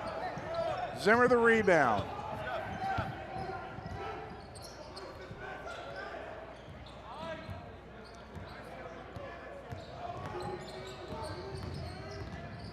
Ersfeld into Baumgartner, and he'll get fouled and go to the free throw line.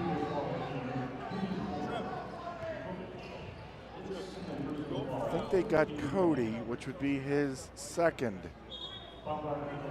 Love the chemistry that's developed between Ersfeld and Baumgartner. Just know where each guy likes the ball, set each other up for success. It's just fun to watch. What were you going to say? I'm sorry.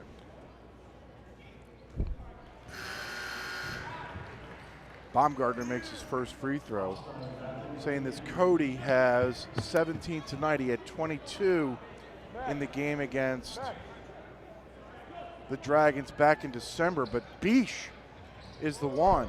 He has 6 tonight. He had 26 against the Dragons. As Baumgartner puts Dragons up by a game-high 16. It's 56-40. Oh, great help side by Zimmer. Here comes Joe Sievely playing point guard.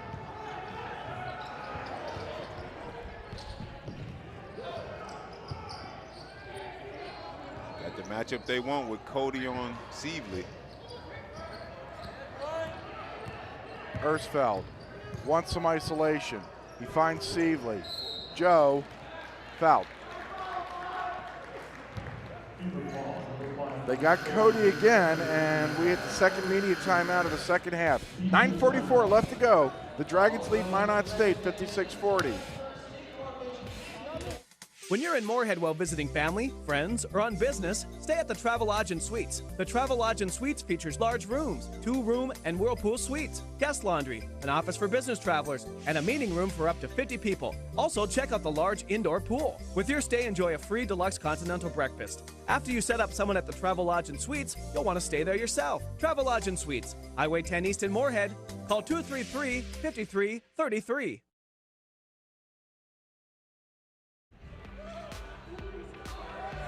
There's some folks, Jared, and they're a part of our Gate City Bank fan cam. Woohoo! Make every ATM a free ATM with a Gate City Bank checking account. You can use any ATM for free with unlimited automatic fee refunds. Visit GateCityBank.com. There's Cass Thorson, Gate City Bank, for a better way of life. Member FDIC. 56-40. How have the Dragons increase this lead to 16? That's your cue. Oh, that's my cue. Yeah. Okay. Hey. Let me try again. Let's try that again. Ladies and gentlemen, Jared Bledsoe. Are you ready?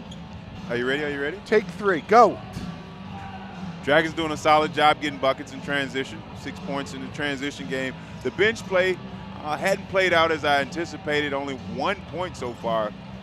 But the Dragons still leading at 13 to only 2 points from the Beavers bench. So keep an eye on that stat.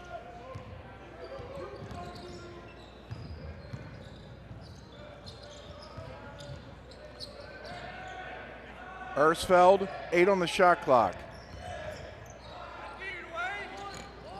Bryce couldn't score on the baseline, and then Ulrich lost the ball out of bounds. Kaylee, what do you have? Coach Walthall made a point that he wants them to create space and keep the ball moving. All right, earlier it was make some crisper passes. Now just keep it moving. My guess is if you put those two together, keep the ball moving with crisper passes. See that? Uh-oh. This is Kyle Beach right in front of us, and he went down hard. He'll come back. He's a gamer. He is. Yeah, he's tough. Tough kid. Here goes Ersfeld.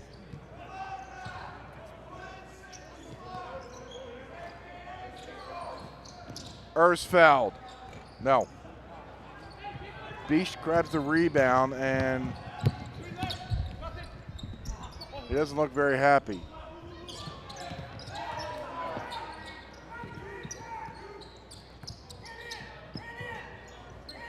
Cody in front of his bench.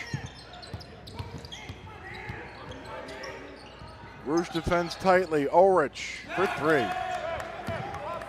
Nice looking shot there by Ulrich. 56-43, 8:18 left to go.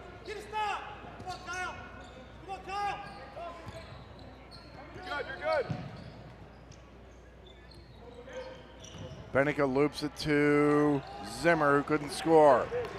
Rebound is pulled down by Trevor Rothstein. I mean, honestly, right now, the difference in the game is Bish. Only 6 points. Averaging 20 coming into tonight. Ulrich lost the ball. Great defense there by the Dragons, digging in. And a Bish foul, and he's taking himself out of the game. I think he committed that foul because he's hurt. Yeah. Or dinged up at least. He goes to the bench, and you can see him there with his head down.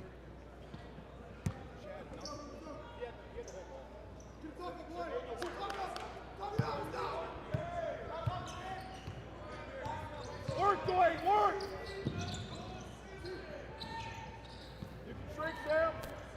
Kadrick Williams finds Benninga, a little motion for the Dragons. Benninga hits Zimmer, didn't want it at the free throw line. Ersfeld tries to go nice around find. Cody. Zimmer scores. Excellent find there by Ersfeld to Zimmer. 8 quiet points for Dane Zimmer. It's 58-43. It's a 15-point game with 7 minutes left to go. Here's Cody. Benninga defends.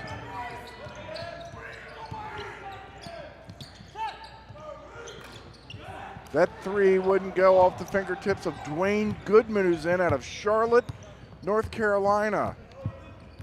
Went through Charlotte the other day. North Carolina I liked. You liked? And I'm glad it was 60 degrees and I got out of there. And the Weather Channel was just hilarious. Last night, North Carolina bracing for biggest snowfall of the season. They were expecting an inch. It's like, come on. Biggest, yes. An inch? Everything's got to be sensationalized. Jesse, watch watch that's out! So big fella. And that's how you throw it down. And you mentioned this earlier, Steve. Do you want to continue playing Jesse Berg? Those are the reasons why you want to continue to play him, because if he gets going, attacking the basket like that, he can prove huge as he comes away with a deflection. Attacking the basket? He just killed it. 10 on the shot clock.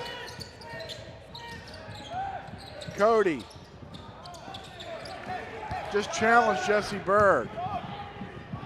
Benninga, and one! Great job by the Dragons. Converting buckets in transition.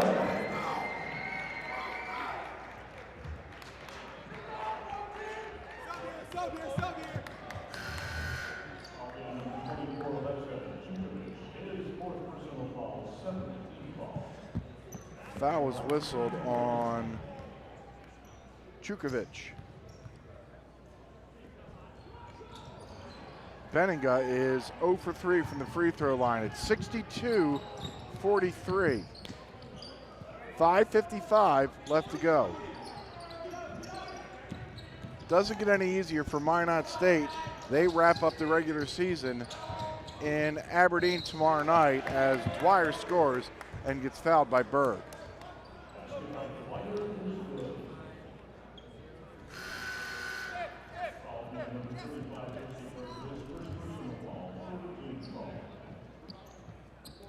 So Cody Dwyer will make an appearance at the free throw line and shoot one.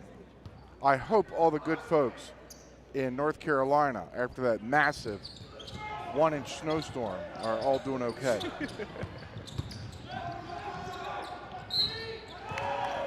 And another Berg foul.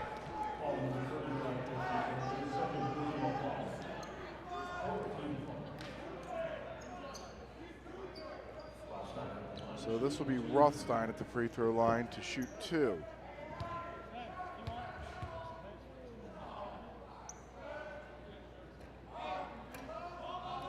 His first free throw is no good. We have 5 minutes and 37 seconds left, and the spread is 17. It's 16. Wellstein hits one. He has just 3 points tonight. Beavers back into the 1-2-2 zone. Oh, nice find. Ersfeld is setting his teammates up for success. Berg with a nice touch underneath. 9 for Jesse. Chukovic. Oh, great defense there by Benninga. Like that decision. Yeah, it wasn't there, so I think Chad Walthall wants him to choose some clock as we tiptoe over the 5-minute mark. And Johnny Benninga, I believe, is going to go to the free throw line after getting fouled by Kobe Jackson. 4:57 left to go. The Dragon lead is 12.5. We'll stay in Moorhead for this break. It's a new stay at the Courtyard by Marriott, located just minutes from downtown Fargo, local colleges, shopping centers, and several restaurants. The Courtyard features a 24-hour fitness center, 24-hour on-site Starbucks, and our bistro restaurant and lounge open for breakfast and dinner daily. Relax in one of our 2 indoor swimming pools and hot tub. The comfort your family needs close to all the action at the Courtyard by Marriott. Visit our website or call 218-284-1000. That's 218-284-1000. All right, Jared, let's take a look at our standings one more time tonight. The Dragon men, we know they're going to finish in the number 3 spot. Chad Walthall's looking for bigger and better things like victory number 17. Minot State, a loss would cinch the fact that they would go to either Sioux Falls or Upper Iowa. Minot State beat Sioux Falls earlier this year in Minot. Northern State looking to win the outright North Division with a victory tonight.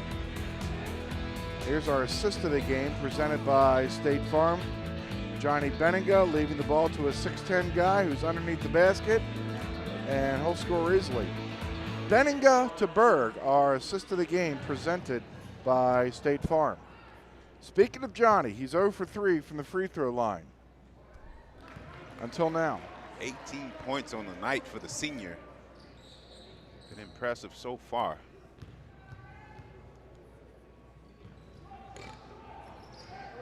Not so impressive from the free throw line where he's now 1 for 5. It's 65-46. Rothstein working hard underneath to grab his first bucket of the second half.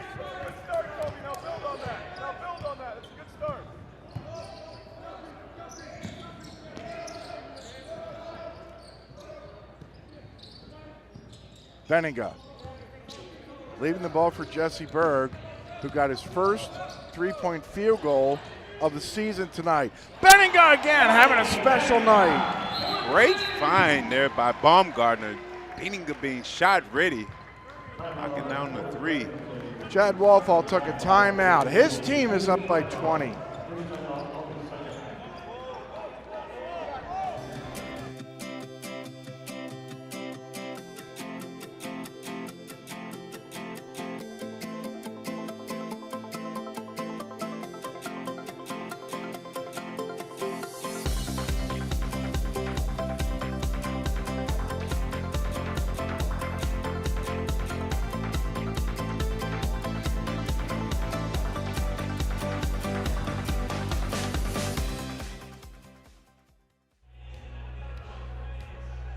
The best way to find out what MSUM is all about is to experience it with an in-person campus visit. Go to msum.edu, go to mstate.edu/visit to book a campus tour, group tour, attend a preview day, learn about transferring, and take the virtual tour from home. Tomorrow, Jared Bledsoe is going to have a busy day. Busy day indeed, admitted student day. We got the students that have been admitted to MSUM. Come to campus, check out. We'll have breakout sessions. We'll do lunch in Kesey Commons and answer any and all questions that admitted students have about MSUM. So excited event tomorrow. Kaylee, what do you have? There's a lot of frustration right now on the Minot bench, but Coach Merkin pretty much told them they just need to finish off with some good defense. All right, thank you very much. Here's Dwyer underneath, and well, they got Jesse for a hold. It's a 15 foul whistled against the Dragons. Nice block there by Berg. Good stick-to-itiveness by Rothstein. 68-50. The Dragon women won earlier tonight, 78-50, if I'm not mistaken. The Dragon men up by 18, 3:48 left to go. And a foul. Rothstein is going to put Sievely on the free throw line. As there's a good look at Chad Walthall. Coach mic'd up tonight? I don't know. Go to, I know you can go to Twitter and watch Carla Nelson after she got mic'd up a couple of weeks ago. Sievely missed from the free throw line. It's a final from Aberdeen. Northern State has beaten the University of Mary 77-63. So we want to welcome all those viewers who just watched that ball game. We have 3:25 left here in Moorhead. The Dragon men on their way to a win, unless Minot State can do a lot of that here in the last couple moments. Chukovic with a three. How about Minnesota Duluth and Minnesota Crookston going to overtime? 75-75 at the end of regulation. Here's Benninga doing his best Sarah Jacobson impression. Nice find. Again, the court vision by Baumgartner and Erzfeld tonight have been nothing short of spectacular as Berg finishes under the hoop. This is the first game for Jesse Berg to be in double figures against an NSIC opponent. He got 15 earlier this year against Morris. Comes away with that steal, last possession. You just, again, I keep alluding back to, you talked about should the Dragons continue to play Berg. He's had a solid night against the Beavers. Erzfeld. A two, and I think Chad Walthall wants to get some folks in. Jake Mertens is in. 6'3" sophomore out of Devils Lake. Wyatt Hansen, 6'7" sophomore out of Stanley. Nathan Runn, 6'1" redshirt freshman out of Fergus Falls. Dane Zimmer and Kadrick Williams are also on the floor for the Dragons.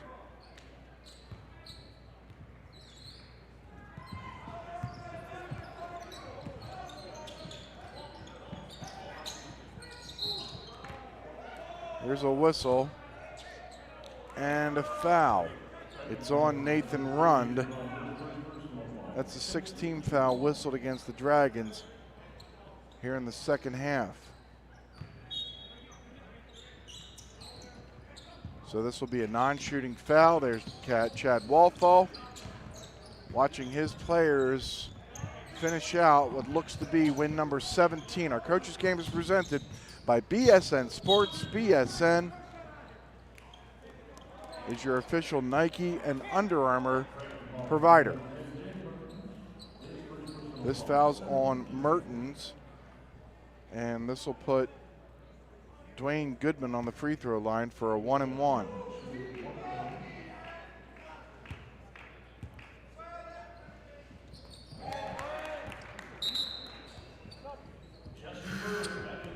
Goodman's in the scoring column. Berg back in. Dane Zimmer will sit down.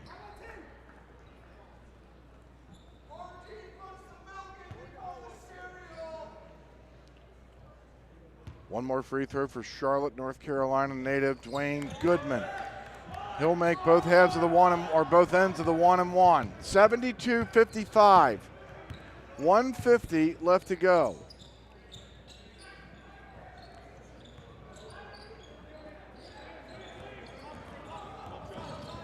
Kadrick Williams is going to step back, try a baseline jumper and hit. Impressive move there by Williams with the behind the back mid-range jumper.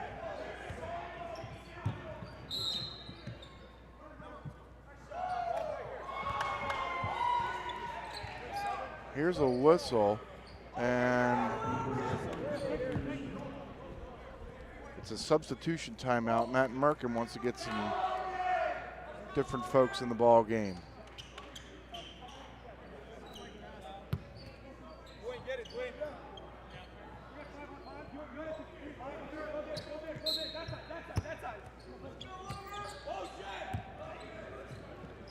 Logan Lamore, a freshman out of Newburgh, North Dakota, is into the ball game. Wyatt Hansen comes up with the ball, and now Nathan Rund is going to run the show for the final 76 ticks.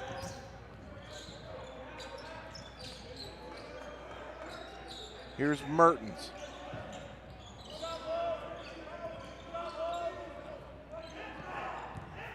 Kadrick Williams with 1 minute left to go, all the way in and fouled.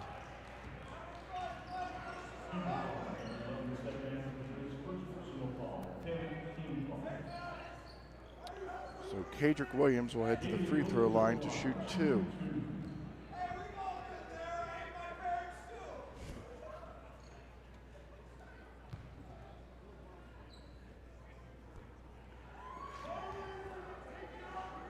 Here are those free throws once again. Doesn't matter tonight, Jared, but at some point, free throws could be the end of, mean the end for the Dragons season as Roosh comes back in. 58 seconds left to go. The Dragons are up 75-55. Chukovic. In and out, Roosh the rebound.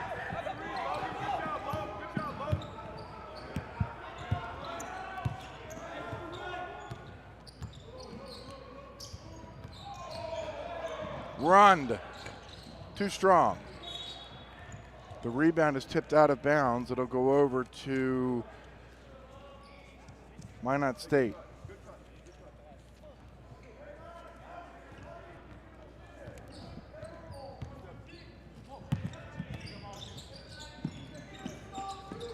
Probably the final possession for Minot State. Manzi gives it off. Goodman lost the ball. It'll be Dragon basketball. And that's going to do it. The Dragons are going to siphon the final 13 seconds and walk out of here with a 75-55 victory.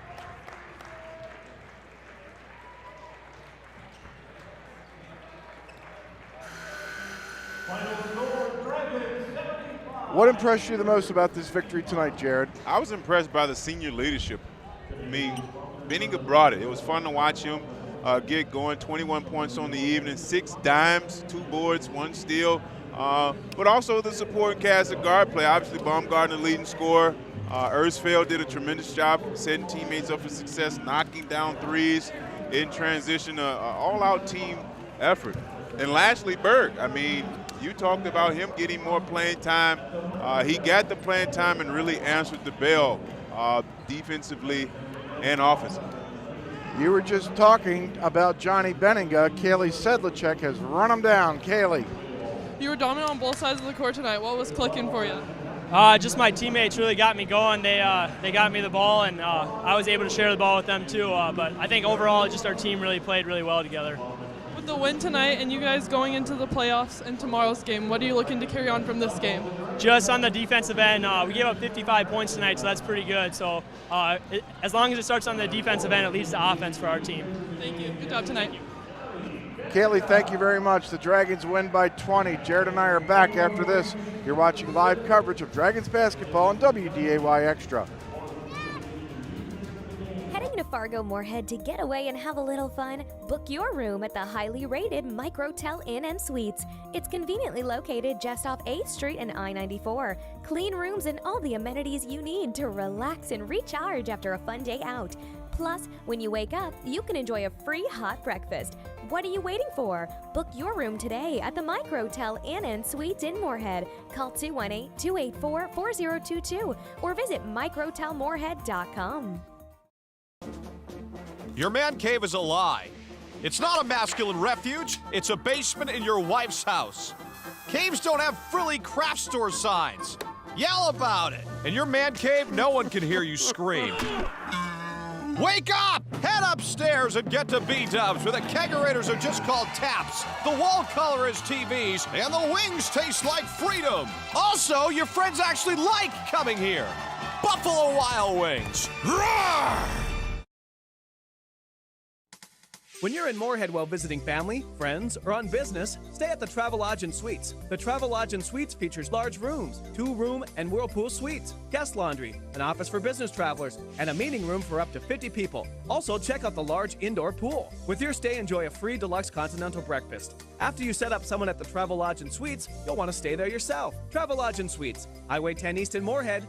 Call 233-5333. Libby here with another lesson. Okay, gotta make a list. Pay cable bill, research car insurance rates, get groceries. And my student loan payment is due next week. You look stressed. If you're worried about money, try riding that bus. There is a bus stop pretty close to my job. I could give it a try.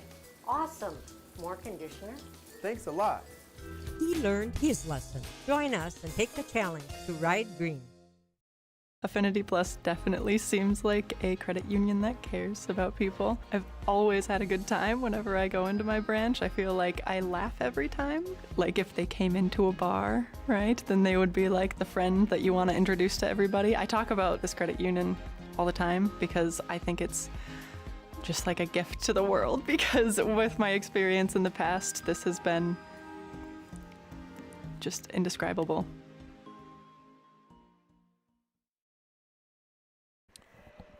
75-55, the Dragon men win. Let's take a look at some second half highlights. They were really never threatened. Probably, 12-minute mark? First half, they just dissected Minot State and then ended up running away from them. Dwyer scored. Max Cody, that guy showed me some game tonight. Yeah, he's creative off the bounce, did a solid job for the Beavers, just not enough to answer all the players for the MSUM Dragons. Yeah, there's Sam Ulrich. Looking for some more contribution from him. Johnny Benninga. Tomorrow night, the Dragons will officially honor the senior in his final game. And you heard the unselfishness of him talking about his teammates, getting it on the defensive end.